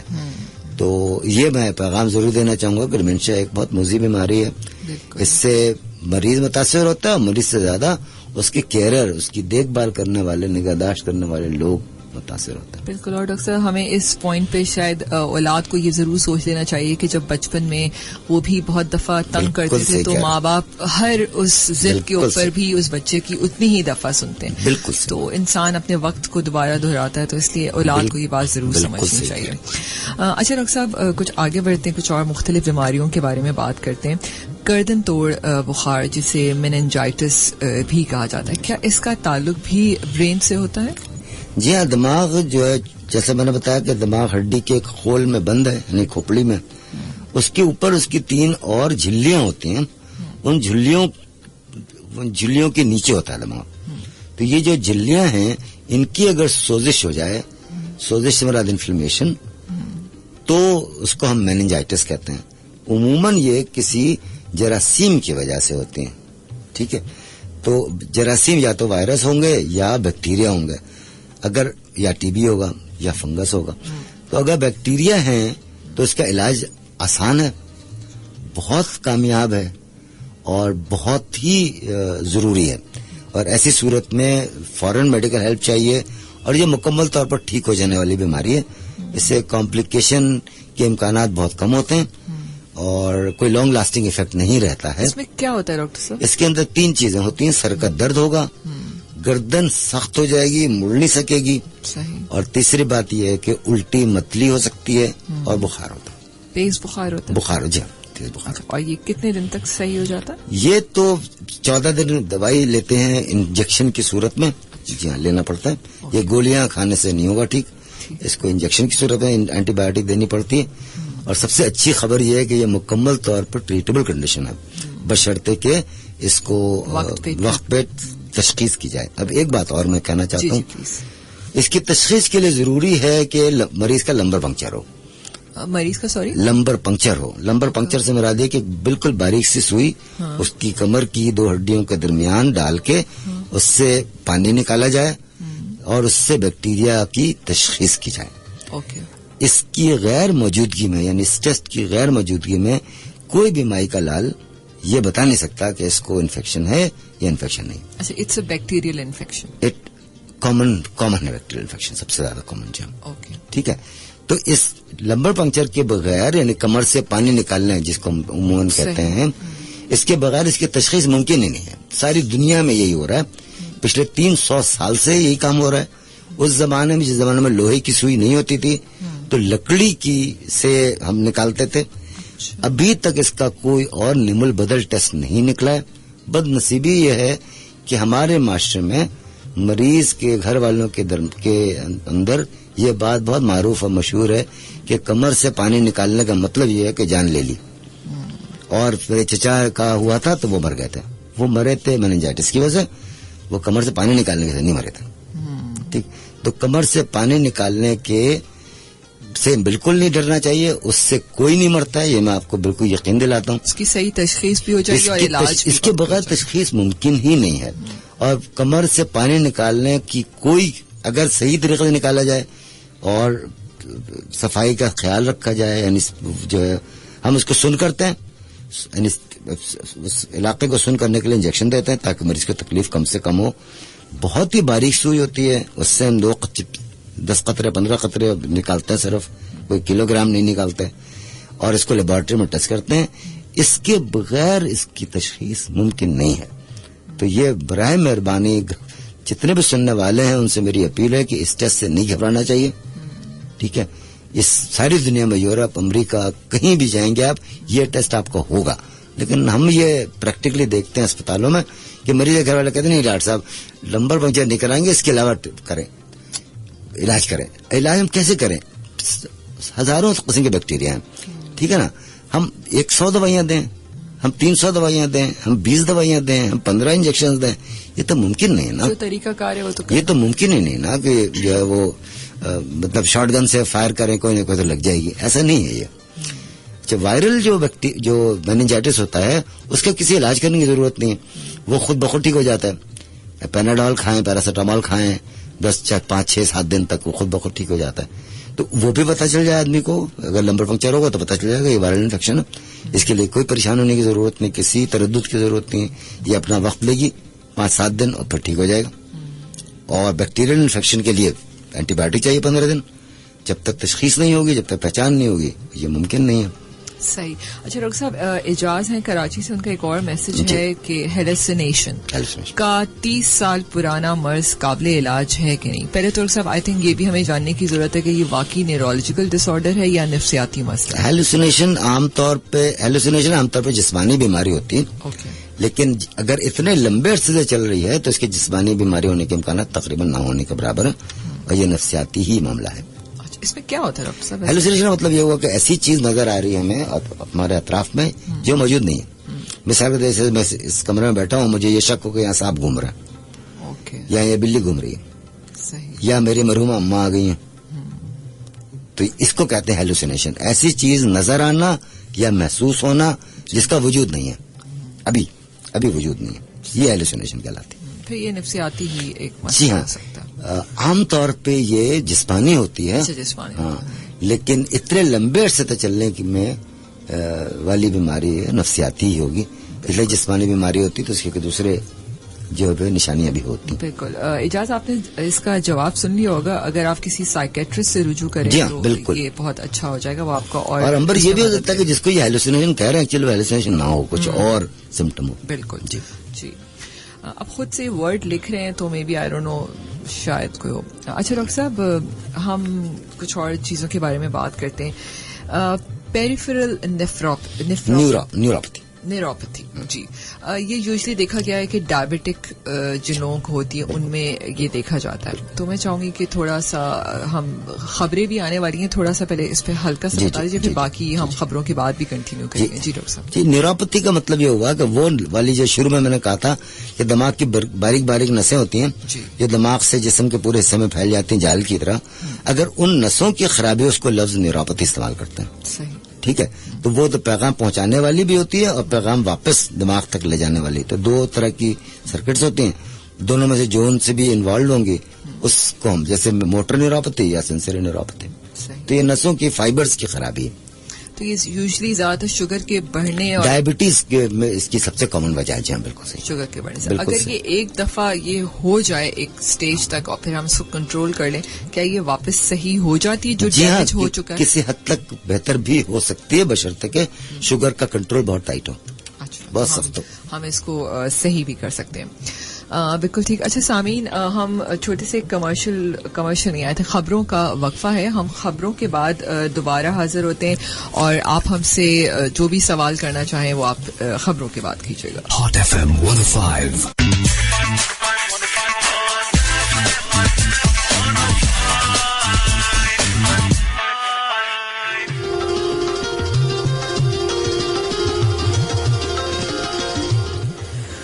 امبر آپ کی ہوسٹ, آپ کی favourite show health for everyone, جو کہ آپ ہر جمعے کی صبح 10 سے 12 سنتے ہیں. آپ بہت اچھے سے جانتے ہیں اس میں ہم مختلف ڈاکٹر حضرات کو اپنے شو میں مدعو کرتے ہیں اور آپ کی صحت سے متعلق ان سے سوال جواب کرتے ہیں. آپ ہمیں کال بھی کر سکتے ہیں 1110000105 پر اور SMS بھی کر سکتے ہیں 8282 پر. ڈاکٹر صاحب ہمارے پاس ایک کال ہے, ایک کال پہلے لیتے ہیں. جی السلام علیکم. جی کون ہے ہمارے ساتھ لائن پر؟ وعلیکم السلام, زبیدہ ادیب نارتھ ناظم آباد سے. جی زبیدہ, پروگرام بہت اچھا ہے. اور السلام علیکم ڈاکٹر صاحب. وعلیکم السلام. ماشاءاللہ بہت اچھی معلومات دے رہے ہیں ڈاکٹر صاحب. میرے قریب نا دیکھیے یہ بات بھی آتی ہے, جیسے شروع میں انسومنیا کی بات ہوئی, ہمارے لوگوں میں کیفین کا استعمال اتنا زیادہ ہے, جو میں نے خود دیکھا بھی رمضان میں بھی, کہ ہر افطاری کے بعد 2 پیالی چائے تو پی رہے ہیں. ایک طرف تلی ہوئی چیزیں کھا رہے ہیں, پھر 2 پیالی چائے, وہ بھی اسٹرانگ چائے. ایون میرا جو سن ان لا ہے اس کو میں بہت منع کرتی ہوں. ہی از ہارٹ پیشنٹ, وہ بہت زیادہ وہ دل کا مریض ہے پرانا, ہی از 40 اونلی, لیکن اتنی اسٹرانگ چائے پیتا ہے جس کی کوئی حد نہیں. تو کیا ڈاکٹر صاحب کیفین بھی اثر کرتی ہے انسومنیا میں, اور اس کی وجہ سے ہمارے لوگوں میں انسومنیا کی شکایت ہے؟ نمبر 1 یہ. دوسرا سوال میرا یہ ہے کہ مرگی ایپیلیپسی, میں نے دیکھا ہے کہ راستے میں چلتے چلتے ینگ مین ہو یا بڑا گر جائے تو لوگ اسے جوتا سنگھاتے ہیں اور پھر وہ 5-10 منٹ میں کھڑا ہو جاتا ہے, کہتے ہیں جوتے کی خوشبو سے یا بو سے جو بھی ہے وہ صحیح ہو گیا. پلیز بتائیے ڈاکٹر صاحب کیا ایپیلیپسی بھی نیوروپیتھی میں آتی ہے؟ بہت شکریہ, بہت اچھا پروگرام ہے آپ. تھینک یو سو مچ. بالکل ابھی ہم نے نیکسٹ ہمارا مرگی کے اوپر ہی سوال تھے. پہلے تو ان کی جو سن ان لا ہے جو بہت زیادہ چائے پیتے ہیں, اس میں بالکل آپ کی بات بالکل درست ہے, میں اس سے بالکل اگری کرتا ہوں 100% کہ کیفین جو ہے وہ ہماری نیند بھگاتی ہے, اور اگر ایسے لوگ جن کو انسومنیا ہو ان کو شام کو 7 بجے کے بعد چائے پینا ہم منع کرتے ہیں, اس لیے کہ چائے پینے سے آپ کی نیند اڑ جائے گی. یہ بات بالکل صحیح ہے. اور باقی جو کیفین جو کولڈ ڈرنکس وغیرہ میں ہوتی ہے obviously وہ بھی اثر کرے گی نیچرلی, تو اس کا بھی استعمال کم سے کم. کولڈ ڈرنک ویسے بھی بہت ہی خراب چیز ہے, اچھی چیز تو ہے نہیں. ڈائبٹیز ہو جاتی ہے اور انسومنیا ہوتا ہے, اس سے سب بالکل وزن بڑھنے لگتا ہے. بھلے وہ ڈائٹ والی چیز ہو, جو ڈائٹ والی ہے وہ بھی کوئی خاص اچھی چیز نہیں ہوتی, یہ اس کو بالکل معصوم نہیں سمجھنا چاہیے. اب دوسرا آپ کا سوال ہے جی ہاں ایپیلیپسی کے بارے میں بھی ڈاکٹر صاحب میرا نیکسٹ سوال یہ بھی تھا. خیر زبیدہ نے بھی یہ سوال کر دیا, تو پلیز اس کے بارے میں بتائیے کچھ ڈیٹیل سے, کیا ٹائپس ہیں, کیا ٹریٹمنٹس ہیں اور کیا ہوتا ہے؟ دیکھیے ایپیلیپسی جو ہے وہ اس کو اردو میں ہم کہتے ہیں مرگی, اور یہ ہمارے لیے بہت ہی ٹبو قسم کا لفظ ہے. اگر کسی کو میں کہوں کہ آپ کو ایپیلیپسی ہے تو وہ شاید برداشت قبول کر لے, اگر کہیں مرگی ہے تو بالکل قبول نہیں کرے گا, اس لیے کہ مرگی کے بارے میں ہمارا خیال جو ہے وہ مرگی ایکچولی دماغ کے اندر بجلی کے کرنٹ, جیسے میں نے بتایا تھا کہ بجلی کے کرنٹ کی ہی بنیاد ہے ہماری ٹرانسمیشن آف پیغامات، بجلی کے کرنٹ کی مقدار اگر بڑھ جائے تو ہمارا دماغ کچھ تھوڑے وقفے کے لیے کام کرنا بند کرتا ہے. جیسے کہ اپنے فریج اور ٹی وی وغیرہ میں ہم ایک اسٹیبلائزر لگاتے ہیں تاکہ اگر بجلی کی وولٹیج بڑھ جائے تو وہ اس کو کنٹرول کر سکے. اگر وہ کنٹرول نہیں ہوگا تو وہ ہمارا اکوپمنٹ جل جائے گا. اللہ تعالیٰ تو یہ نہیں چاہتا ہے کہ بجلی کے کرنٹ کی زیادتی ہو جائے، خدا نخواستہ تو جو ہے وہ ہمارے دماغ کو ڈیمیج ہو. اسی واسطے اللہ تعالیٰ نے ایک اسٹیبلائزر لگایا جس کو ہم کہتے ہیں سیجر تھریش ہولڈ. اگر سیجر تھریش ہولڈ سے بڑھ جائے گی بجلی کی وہ وولٹیج تو ہم بے ہوش ہو جائیں گے، ہم گر جائیں گے، ہم بے ہوش ہو جائیں گے. اور یہ دونوں طریقے، دونوں اس میں باتیں ہوتی ہیں. ایک تو یہ کہ اس کا اثر ہوتا ہے، یہ اس کا نتیجہ ہوتا ہے بجلی کے کرنٹ کی زیادتی، اور یہ ایک طرح سے پروٹیکٹیو بھی ہوتا ہے کہ جو ہے وہ ہم بے ہوش ہو جاتے ہیں تاکہ سسٹم سب شٹ ڈاؤن ہو گیا اور سیو ہو گیا، اور ہمیشہ مریض ہوش میں آ جاتا ہے. یہ دورانیہ 3 سے 5 منٹ کا ہوتا ہے، لیکن جو دیکھنے والا ہوتا ہے اس کے اوپر صدیاں بیت رہی ہوتی ہیں. ایسا لگتا ہے جیسے کہ یہ تو رک ہی نہیں رہا، ختم ہی نہیں ہو رہا. تو اب یہ جو آپ نے بتایا کہ اچانک نوجوان چلتے چلتے گر گیا، بے ہوش ہو گیا، عام طور پہ یہی ہوتا ہے، بے ہوش ہونا، ہاتھ پاؤں اکڑ جانا، منہ سے جھاگ نکلنا، کبھی کبھی زبان بھی کٹ جاتی ہے، کبھی کبھی پیشاب خارج ہو جاتا ہے وغیرہ وغیرہ. لیکن اس کا دورانیہ عموماً 1 سے 2 منٹ رہتا ہے، کبھی کبھار 3 سے 5 منٹ رہتا ہے، اور اس کے بعد مریض بالکل مکمل طور پر ہوش میں آ جاتا ہے اور ٹھیک ہو جاتا ہے، واپس اپنا کام کرتا ہے. اس کے لیے یہ ہے کہ ڈاکٹر کو دکھانا ضروری ہے. اگر یہ پہلی دفعہ ہوتا ہے تو ہم ٹیسٹ کرا کے دیکھتے ہیں، دماغ کا اسکین کر کے دیکھتے ہیں، کچھ EEG کچھ الیکٹریکل ریکارڈنگ ہوتی ہے دماغ کی، وہ کر کے دیکھتے ہیں. اور پہلی دفعہ میں ہم دوائی شروع نہیں کرتے. لیکن اگر دوسری دفعہ ہو یا تیسری دفعہ ہو تو ہمیں دوائی دینے کی ضرورت ہوتی ہے. 3 سے 5 سال تک ہم دوائی دیتے ہیں، اور یہ دوائی دینے کے نتیجے میں تقریباً 66% لوگ مکمل طور پہ ٹھیک ہو جاتے ہیں. یعنی کہ 3 سال تک کوئی دورہ نہ ہو دوائی کھاتے ہوئے، پھر ہم دوائی کو دھیرے دھیرے بند کرتے ہیں، اور پھر اس میں تقریباً 3 میں سے 2 آدمی ٹھیک ہو جاتا ہے. اس کو آئندہ پھر کبھی دوائی کی بھی ضرورت نہیں ہوتی، اور نہ ہی کبھی اس کو اس طرح کے دورے پڑتے ہیں. لیکن 1/3 جو لوگ ہیں، 1/3 ان کو دوبارہ ہونے کے امکانات ہوتے ہیں، تو ان کو دوبارہ دوائی شروع کرنی پڑتی ہے.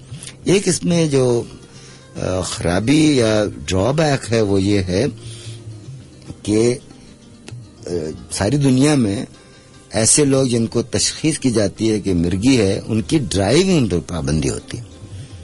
اور ظاہر بات ہے کہ ڈرائیونگ پر پابندی ہمارے لیے کافی تکلیف دہ چیز ہے، لیکن ڈرائیونگ کی پابندی عام طور پر 2 سال کے لیے ہوتی ہے. اگر 2 سال تک کوئی دورہ نہ ہو اور پھر بھی دوائی بھلے کھا رہا ہو تو ہم دوائی اس کو محدود پیمانے پر ڈرائیونگ کی اجازت دیتے ہیں. لیکن جو بھاری گاڑیاں چلاتے ہیں، ٹرین ڈرائیورز ہیں، پائلٹس ہیں، یا جو وہ بڑے والے ٹرکس چلاتے ہیں، ان کا ڈرائیونگ لائسنس ہمیشہ کے لیے معطل کرنا پڑتا ہے. تو ایسے لوگوں کو اپنے جاب چینج کرنے کی ضرورت پڑتی ہے. نوجوانوں کے لیے بہت مشکل کام ہے، اس لیے وہ تو چاہتے ہیں گاڑی چلائیں اور ان کا ڈرائیونگ لائسنس چھن جاتا ہے، تو ظاہر ہے کہ مشکل ہے. تو ڈاکٹر صاحب یہ بچوں میں بھی یہ بیماری دیکھی گئی؟ یہ چھوٹے بچوں میں بھی ہوتی ہے، اور یہ کسی بھی عمر میں ہو سکتی ہے. چھوٹے بچوں میں ہوتی ہے، نوجوانوں میں ہوتی ہے، بوڑھوں میں بھی ہو سکتی ہے. لیکن یہ ٹھیک ہو جاتی ہے تقریباً 60% لوگوں 66% لوگوں میں یہ جو ہے وہ قابل کنٹرول ہے، مطلب جان چھوٹ جاتی اس سے. اور قابل کنٹرول تقریباً 80% لوگوں میں دوائی کھاتے رہیں تو یہ کنٹرول میں رہے گی. جیسے ڈائبٹیز ہے یا ہائی بلڈ پریشر ہے جس میں دوائی کھانی پڑتی ساری عمر.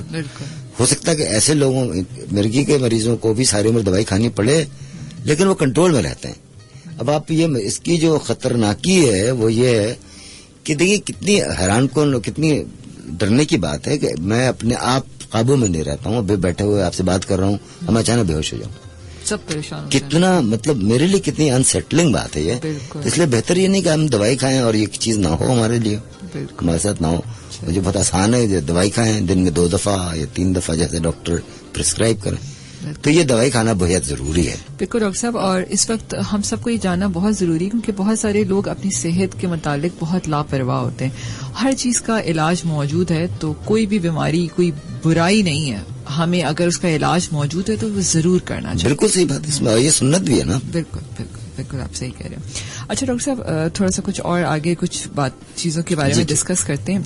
وڈرال سنڈرومز کیا ہوتے ہیں؟ دیکھیے, وڈرال سنڈروم جو ہے وہ تو کسی دوائی یا کسی اور اشیاء کی اچانک بند کرنے سے وڈرال ہوتی ہے. مثال کے طور پہ اگر کوئی الکوہل سے ایڈکٹڈ ہے یا جو ایلیسٹ دوائیاں ہیں, LSD, ہیروئن اور میریجوانا, یہ اچانک بند کر دی جائے تو ظاہر ہے کہ جسم کے اندر بہت کریونگ ہوتی ہے اور اس کو مختلف قسم کی جو تکالیف نمودار ہوتی ہیں, خارش, کھجلی, بے چینی, جسم میں درد, اینٹھن وغیرہ. تو ایسی صورت میں جو وڈرال والے اسپیشلسٹ ہوتے ہیں, جو عام طور پر سائیکیٹرسٹ ہوتے ہیں, ان کے پاس جانا چاہیے. اور یہ وڈرال جو ہے وہ دوائیوں کی وڈرال ہوتی ہے, الکوہول ہو چاہے وہ یہ جنین کی دوائیاں ڈائزیپام وغیرہ پرانے زمانے میں لوگ کھاتے تھے سالوں تک, ان کو اچانک بند کر دیا جائے تو وڈرال ہوتا ہے. اور سائیکیٹرسٹ اس کے لیے بہترین ڈاکٹر ہوتے ہیں جو کہ اس کو کرتے ہیں. وہ آہستہ آہستہ بند کرتے ہیں, کوئی نیم البدل دوائی دیتے ہیں تاکہ جو ہے وہ وڈرال نہ ہو. صحیح. سامعین, ایک چھوٹا سا کمرشل بریک ہے, آپ ہمارے ساتھ ہی رہے گا. Stay tuned with us.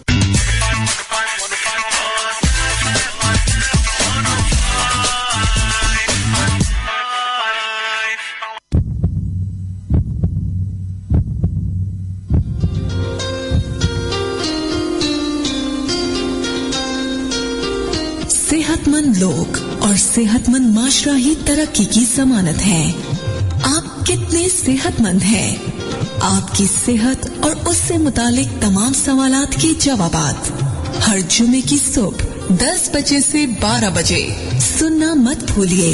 Programme آپ کی صحت صرف hot FM 105 radio network پر.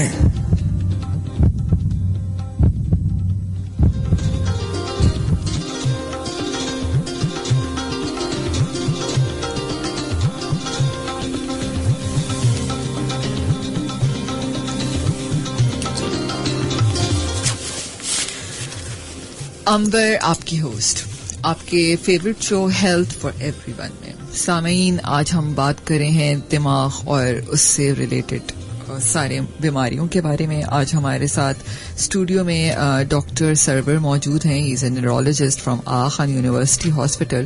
ڈاکٹر صاحب, میں چاہوں گی آپ تھوڑا سا فالج اور اس کے اوپر تھوڑی سی کچھ اور بات چیت کرتے ہیں, کیونکہ یہ ایک ایسا مسئلہ ہے کہ یوزلی بہت کامن ہمارے پاکستان میں دیکھا جاتا ہے. جی ہاں, بہت بہت شکریہ آپ کا. دیکھیے, فالج ایک ایسی بیماری ہے جو کہ قابل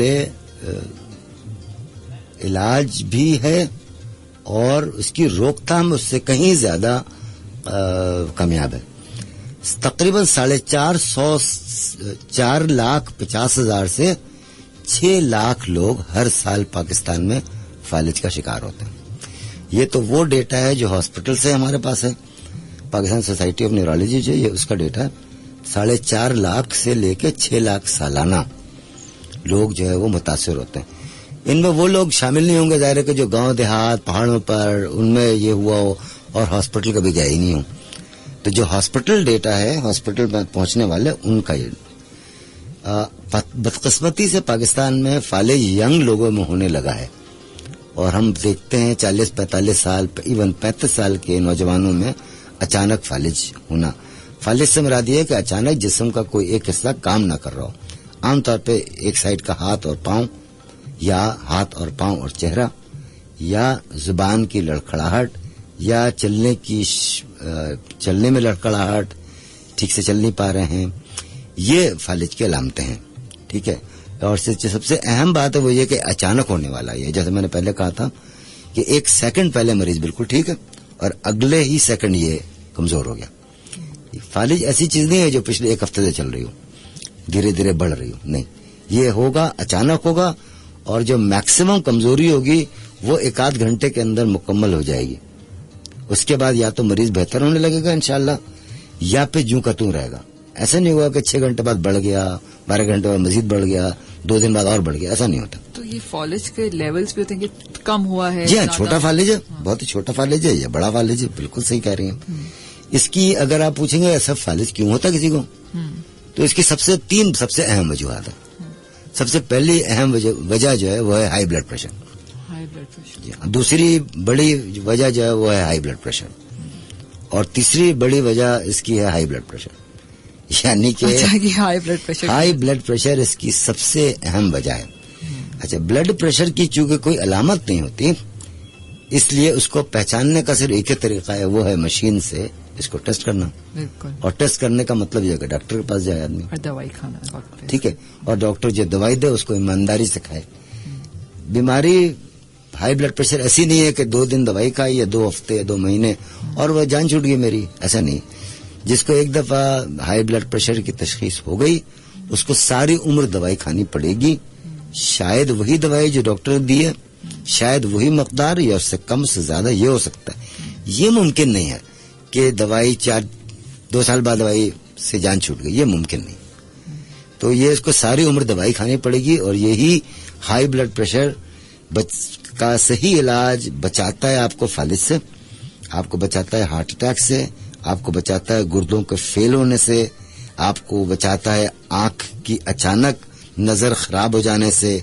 یہ جو 4 بڑی بیماریاں ہیں ہائی بلڈ پریشر کی وجہ سے، یہ اس کا علاج بے حد ضروری ہے. اور یہ بدقسمتی سے ہائی بلڈ پریشر پاکستان میں تقریباً 4 میں سے 1 آدمی کو ہے.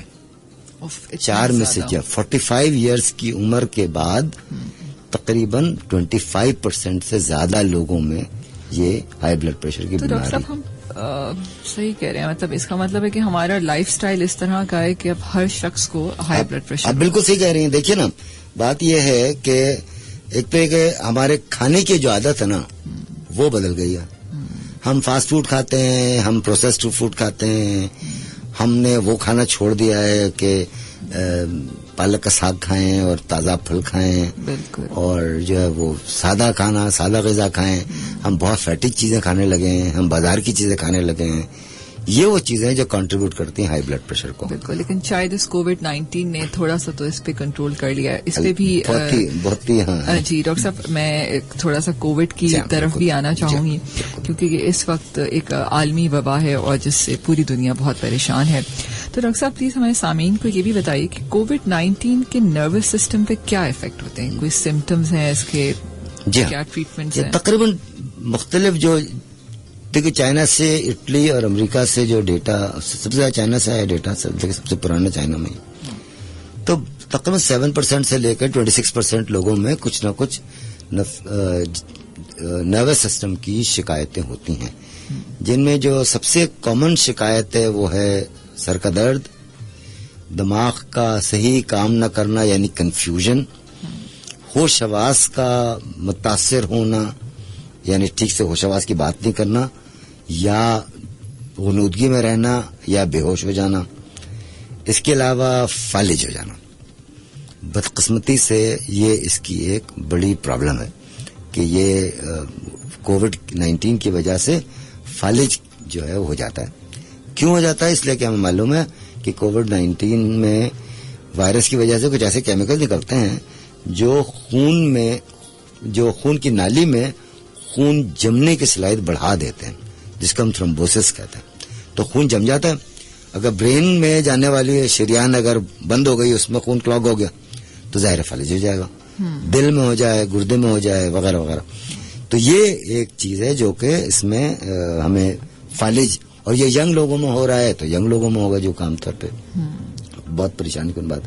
اس کے علاوہ بے ہوش ہو جانا یا فٹس ہونا، سیجرز ہونا، مرگی جس کو کہتے ہیں،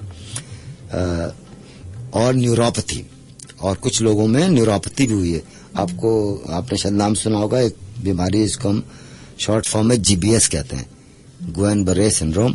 یہ ایک ایسی بیماری اس میں نسیں متاثر ہوتی ہیں اور اچانک کام چھوڑ دیتی ہیں اور چاروں ہاتھ پاؤں کی کمزوری ہو جاتی ہے. سب سے اچھی بات یہ ہے کہ مکمل طور پر قابل علاج بیماری ہے یہ.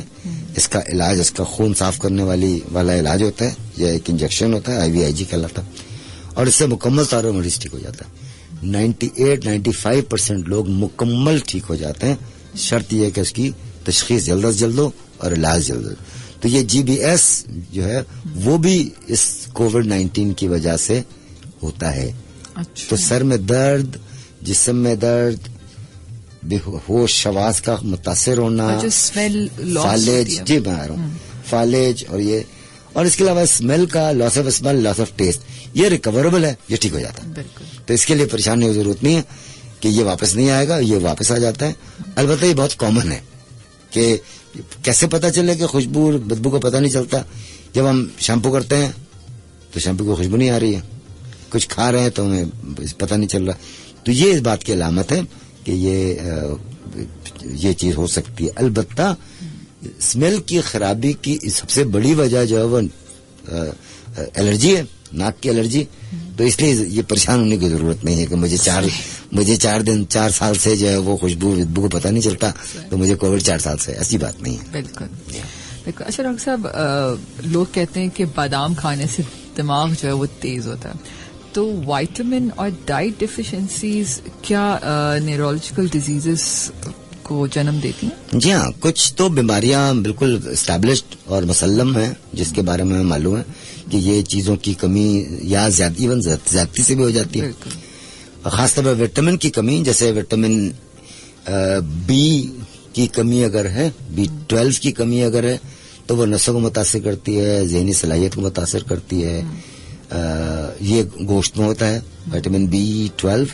جو لوگ گوشت نہیں کھاتے ہیں, ٹھیک ہے, یہ بہت کم کھاتے ہیں, ان کے اندر یہ بیماری ہوتی ہے. پروٹین نہیں, وٹامن ہے یہ. اچھا, یہ ایک وٹامن ہے. وٹامن وہ چیز ہے جو کہ ہمارے جسم کے بہت سارے کارکردگی کام کے لیے ضروری چیز ہے.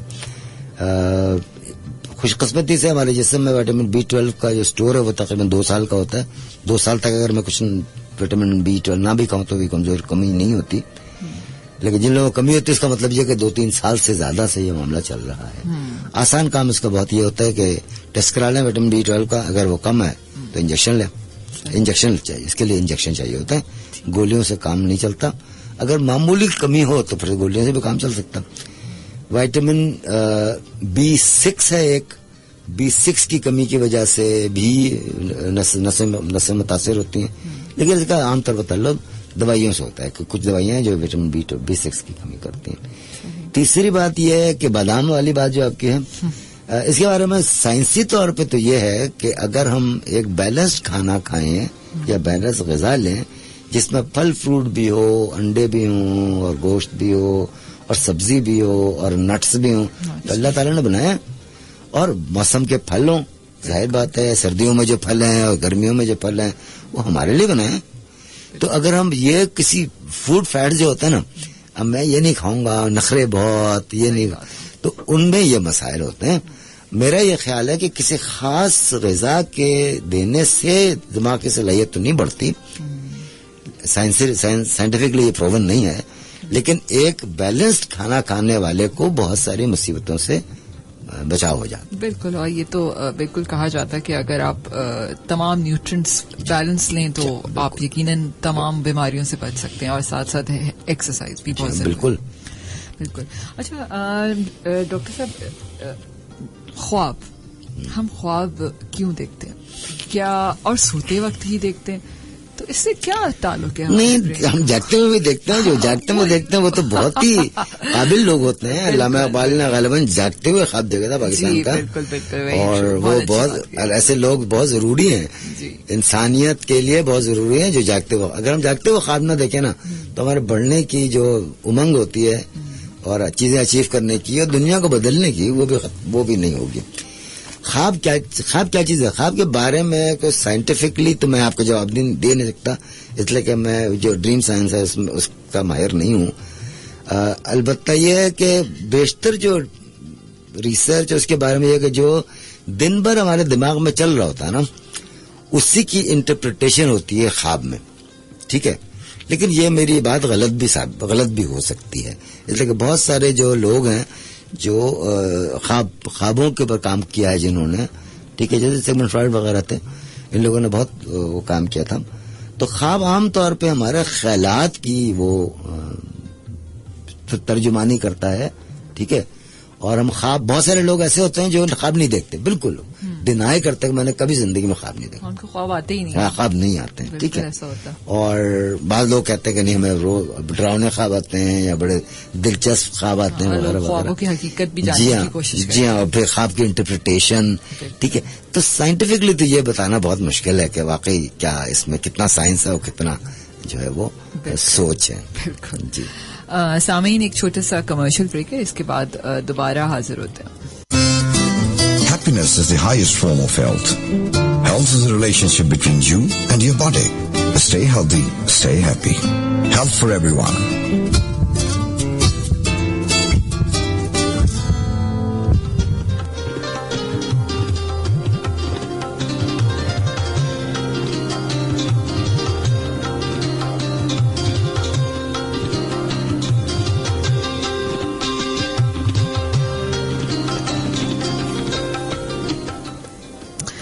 امبر آپ کی ہوسٹ, آپ کی favourite show health for everyone, جو آپ ہر جمعے کی صبح 10 سے 12 سنتے ہیں. سامعین آپ ہمیں کال بھی کر سکتے ہیں 111-100-105 پر. ہمارے ساتھ آج doctor server, he is a neurologist, ہمارے ساتھ اسٹوڈیو میں موجود ہیں اور ہمارے پاس ایک کال بھی آ رہی ہے. پہلے ایک کال لیتے ہیں. جی السلام علیکم. جی کون ہے ہمارے ساتھ؟ ہلو, علی محمد بات کر رہا ہوں. جی بولیے پلیز.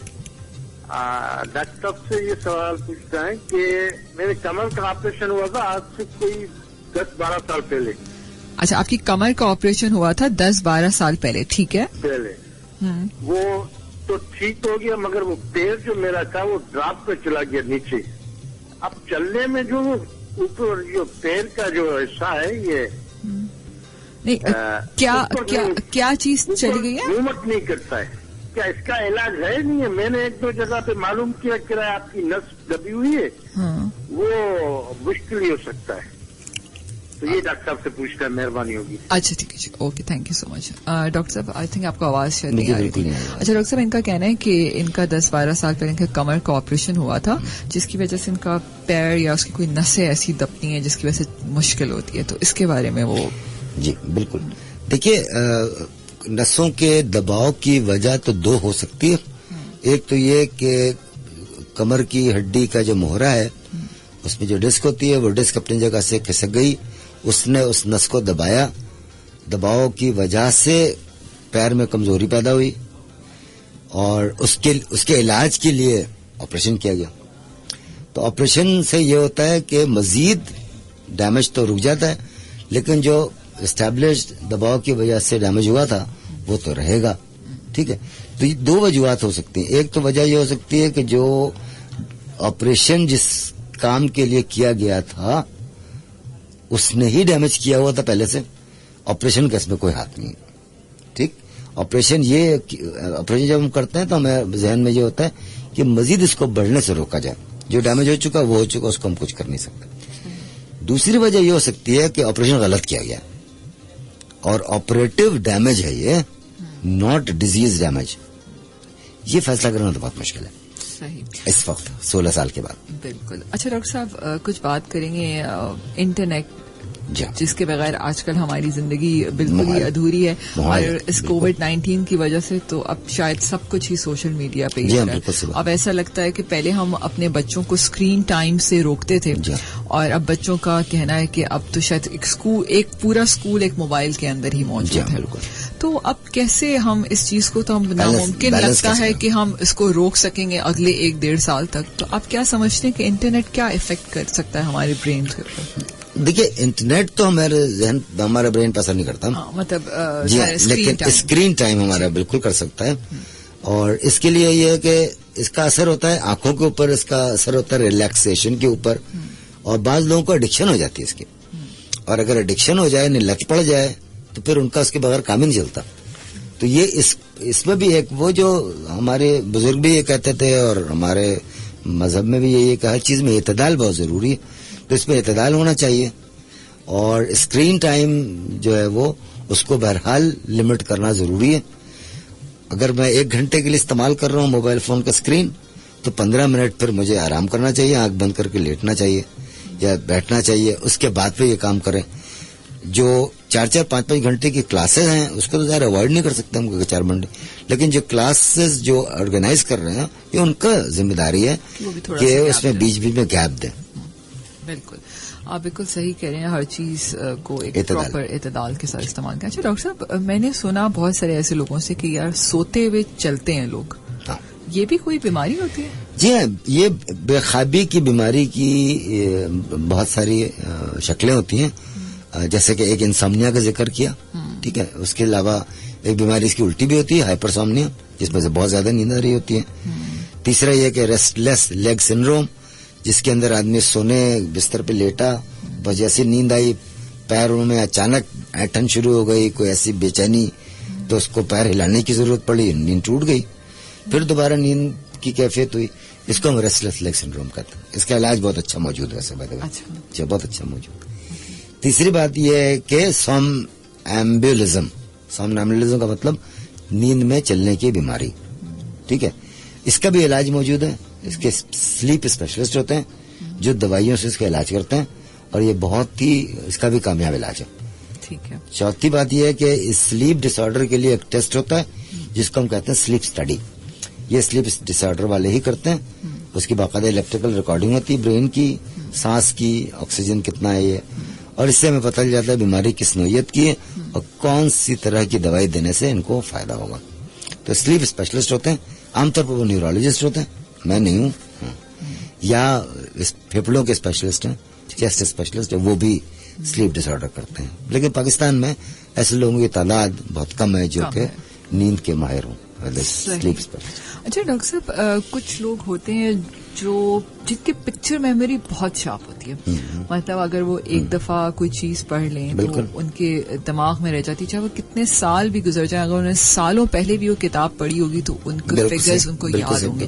اور کچھ لوگ ایسے ہوتے ہیں کہ ان کو بار بار ریوائز کرنا پڑتا ہے, چاہے ہم اسٹوڈینٹس کی بھی بات کرتے ہیں تو کچھ تو یہ اس میں کیسا, ہم پھر بیچارے ان لوگوں کو بھی کہتے ہیں کہ تم بہت ڈم ہو, تمہارا دماغ صحیح نہیں چلتا. یہ کیا چیزیں ہوتی ہے, لوگوں کو کیسے ہیلپ کر سکتے ہیں؟ ڈم تو نہیں ہوتا کوئی, مطلب ہمارے دوست ہیں ڈاکٹر شامل اشرف جو کہ آج کل وہاں کام کرتے ہیں انڈس ہاسپٹل میں, بچوں کے ماہر, ان کی فوٹوگرافک میموری ہے, اور میں بالکل ڈل آدمی ہوں. ہم دونوں ایک ہی کلاس میں تھے میڈیکل اسکول میں, تو جو ہے وہ کچھ لوگوں کی ہوتی ہے فوٹوگرافک میموری, تو اس میں ان کو رشک کی نگاہ سے دیکھنا چاہیے, اس کا آپ کچھ کر نہیں سکتے. اور رشک ہوتا ہے, ظاہر بات ہے.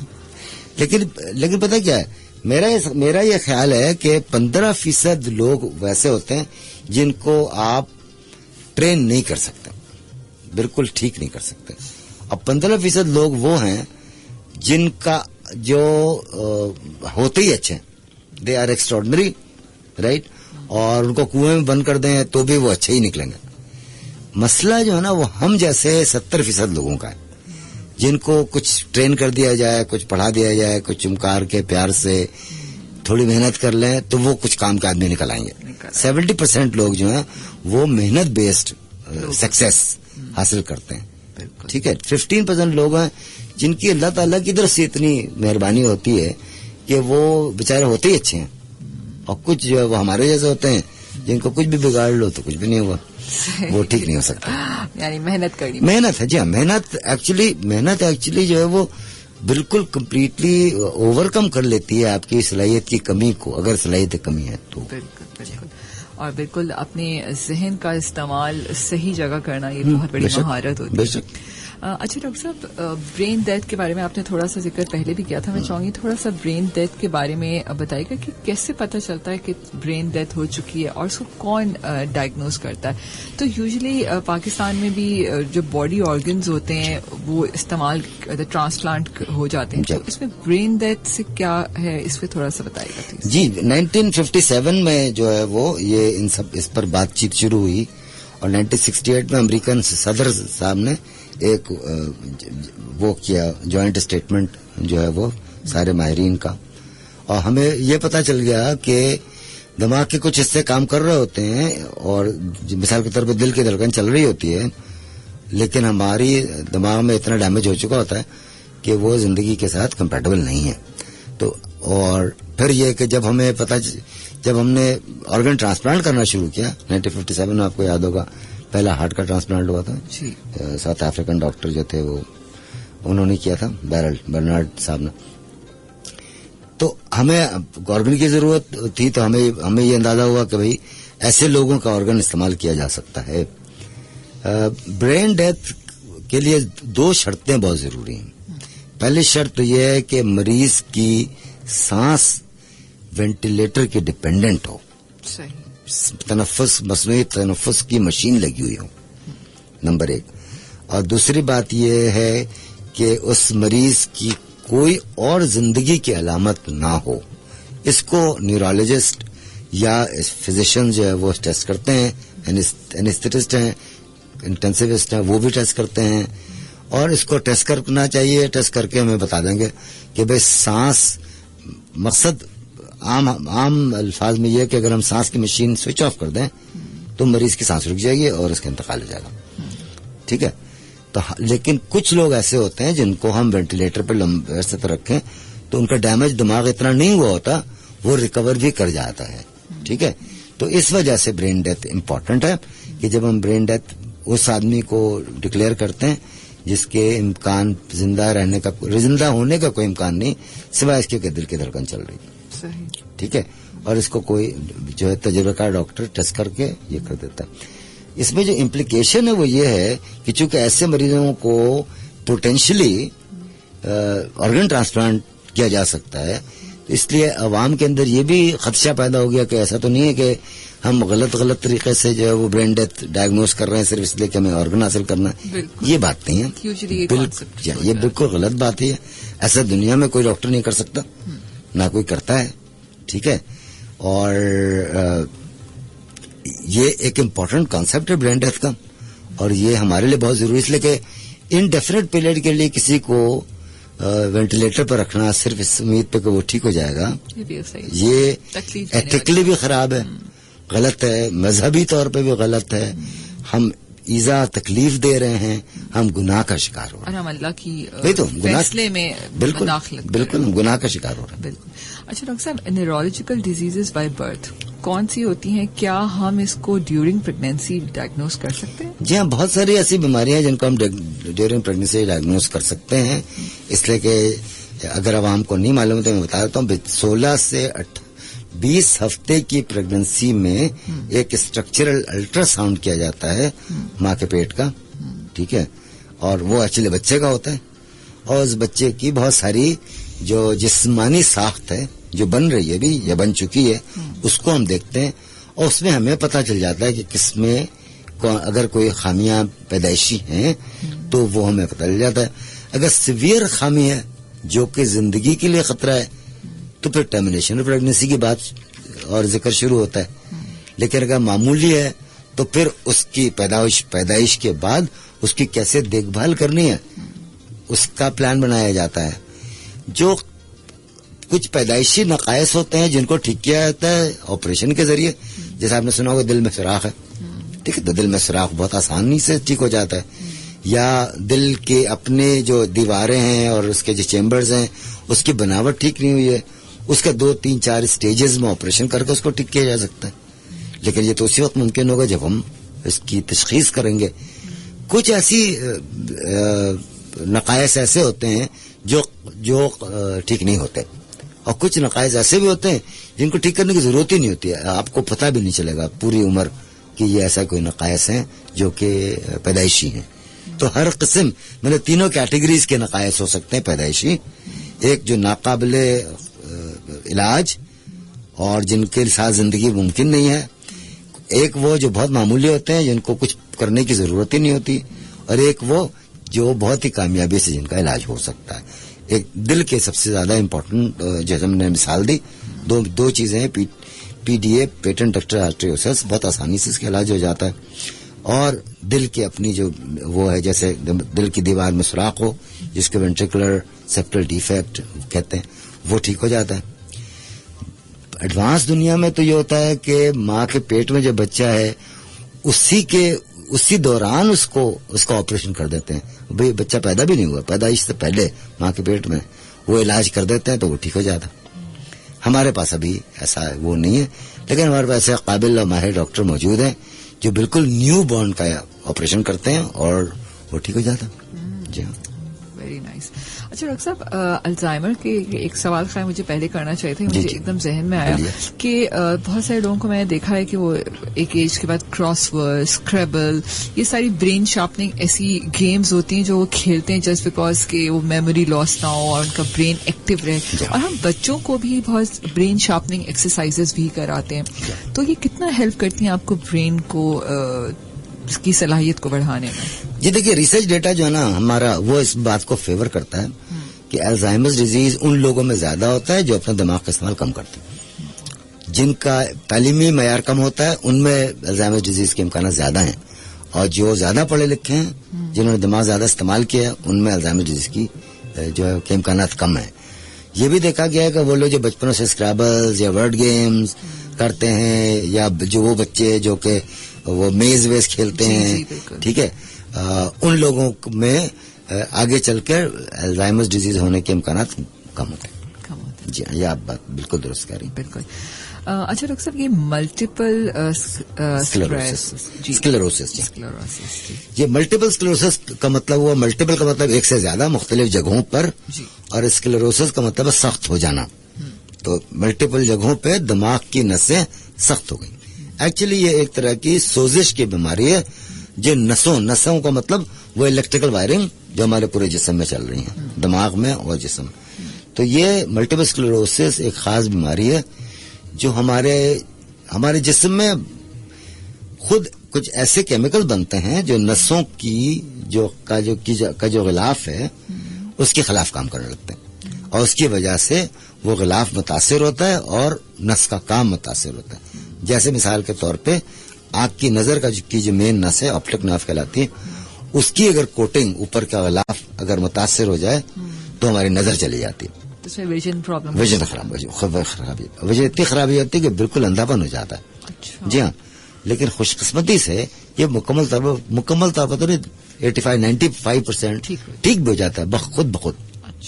لیکن اگر کسی کو بیماری ہو یہ تو یہ دوبارہ کسی اور جگہ ہو سکتا ہے، دوسری آنکھ میں یا کسی اور نس میں. اس کو ہم کہتے ہیں ملٹیپل اسکلیروسس. یہ ایک سے زیادہ جگہوں پہ ملٹیپل، اور اسکلیروسس کا مطلب سخت ہو جانا. پھر تو انسان اس میں ڈپریشن، فٹیگز اور پین، یہ سب کچھ بھی، یہ سب اس کے بہت ہی معمولی والے جو ہے وہ نشانیاں ہیں. اصل بڑی نشانی جو ہے وہ اس کی ہے نظر اور چلنے کی چال کی خرابی اور ہاتھ اور پاؤں کی کمزوری. اور یہ ینگ لوگوں میں بدقسمتی سے پاکستان میں اس کے جو ہے وہ شرح بہت کم ہے بنسبت ان کے جو خط استوا سے اوپر جتنے دور جائیں گے آپ، یعنی ایکویٹر سے جتنے اوپر یا جتنے نیچے امکانات بڑھتے جائیں گے. جیسے فن لینڈ، ڈنمارک، ناروے، یہاں پہ بہت زیادہ ہے. یا نیچے چلے جائیں تو South Africa, Australia, New Zealand میں زیادہ ہے.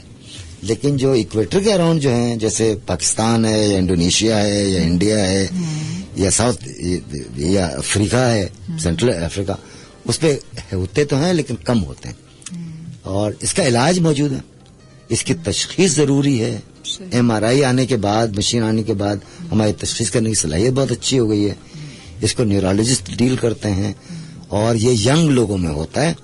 پہچان یہی ہے کہ آنکھ کی نظر اگر جا رہی ہے اور ٹھیک ہو گئی، اگر اچانک ہاتھ پیروں میں لڑکھڑاہٹ شروع ہوئی 2-3 ہفتے میں ٹھیک ہو گئی. ایسے مریضوں کو ضرور جانا چاہیے تاکہ ٹیسٹ کر کے پتہ چلے کہ ہاں یہ واقعی ملٹیپل اسکلیروسس ہے، MS ہے. اس کی شارٹ فارم اس کے MS کہلاتی ہے.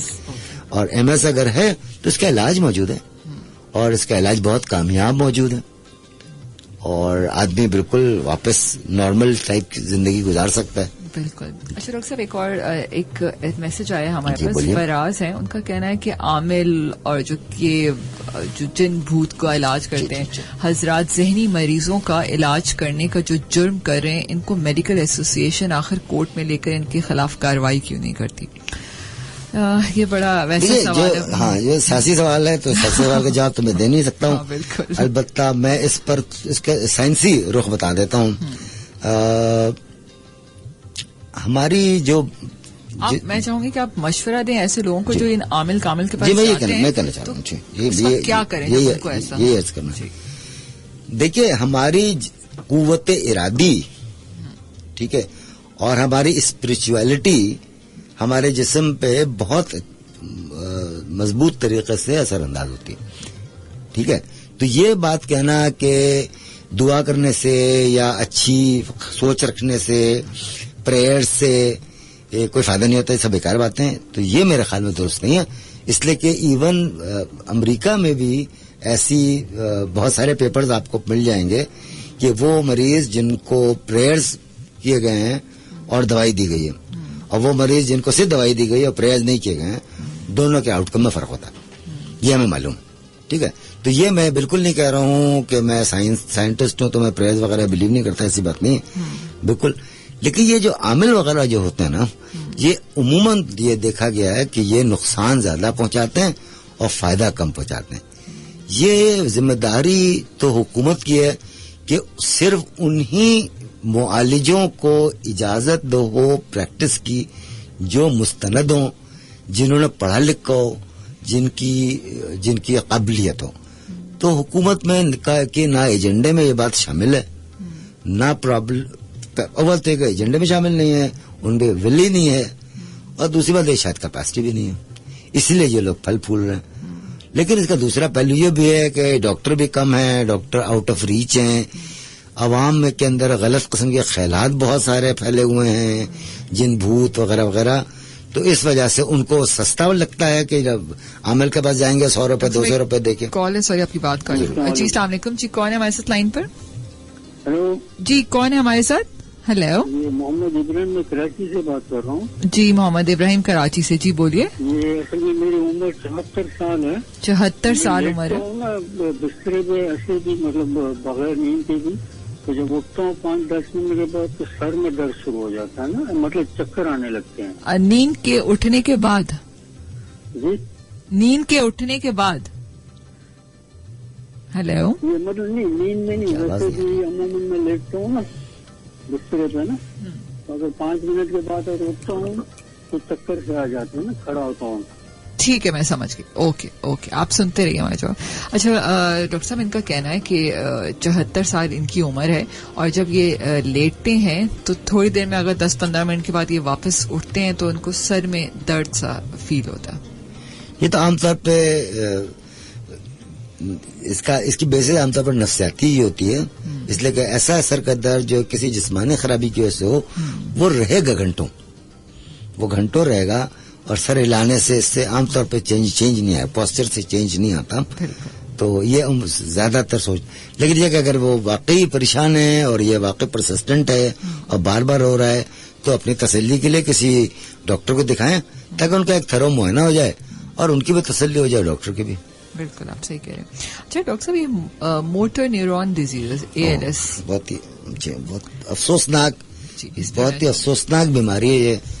یہ ایک طرح کی ڈی جنریٹو بیماری ہے. ڈی جنریٹو سے مراد یہ ہے کہ دماغ کے خلیے اور نسیں وہ آہستہ آہستہ ڈی جنریٹ یعنی سوکھ رہے ہیں. بدقسمتی سے بہت ساری بیماریوں کی طرح یہ بھی ناقابل علاج ہے فی الوقت. اور اس سلسلے میں بعد میں بات کروں گا کہ اس میں پازیٹیوٹی کیا ہے اور آگے کیا. ہمارے پاس اب صرف 5 منٹ ہے، ہمیں کلوزنگ بھی کرنی ہے. تو ALS جو ہے وہ انفارچونیٹلی ایسی بیماری جو قابل علاج نہیں ہے، یا جسم جو ہے وہ اس میں سوکھتا رہتا ہے، گوشت ختم ہو جاتا ہے، ہاتھ پیر کمزور ہو جاتا ہے، چلنا پھرنا مشکل ہوتا ہے. اور لیکن بدقسمتی دماغ بالکل ٹھیک ہوتا ہے، یعنی دماغ سے مراد ذہن، سمجھ میں بھی آ رہا ہوتا ہے اور بات نہیں کر سکتا آدمی. یہ جو مشہور سائنسداں تھے اسٹیون ہاکن صاحب کو ALS تھا. جی ہاں، اور میری جو ان سے ملاقات ہوئی، میں ایک دفعہ میرے اسپتال میں داخل جب میں کیمبرج میں کام کرتا تھا تو میں دیکھ چکا ہوں کہ اتنا بریلینٹ مائنڈ اور فزیکلی اتنا جو ہے کمزور.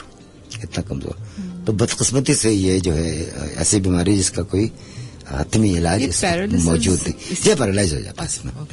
پیرالائز کا مطلب کمزور ہو جانا یا مفلوج ہو جانا. ٹھیک ہے، تو مفلوج تو بہت ساری وجوہات سے ہوتا ہے آدمی، جیسے فالج ہے اس سے بھی، اور نیوروپیتھی اس میں بھی، اور ALS میں بھی.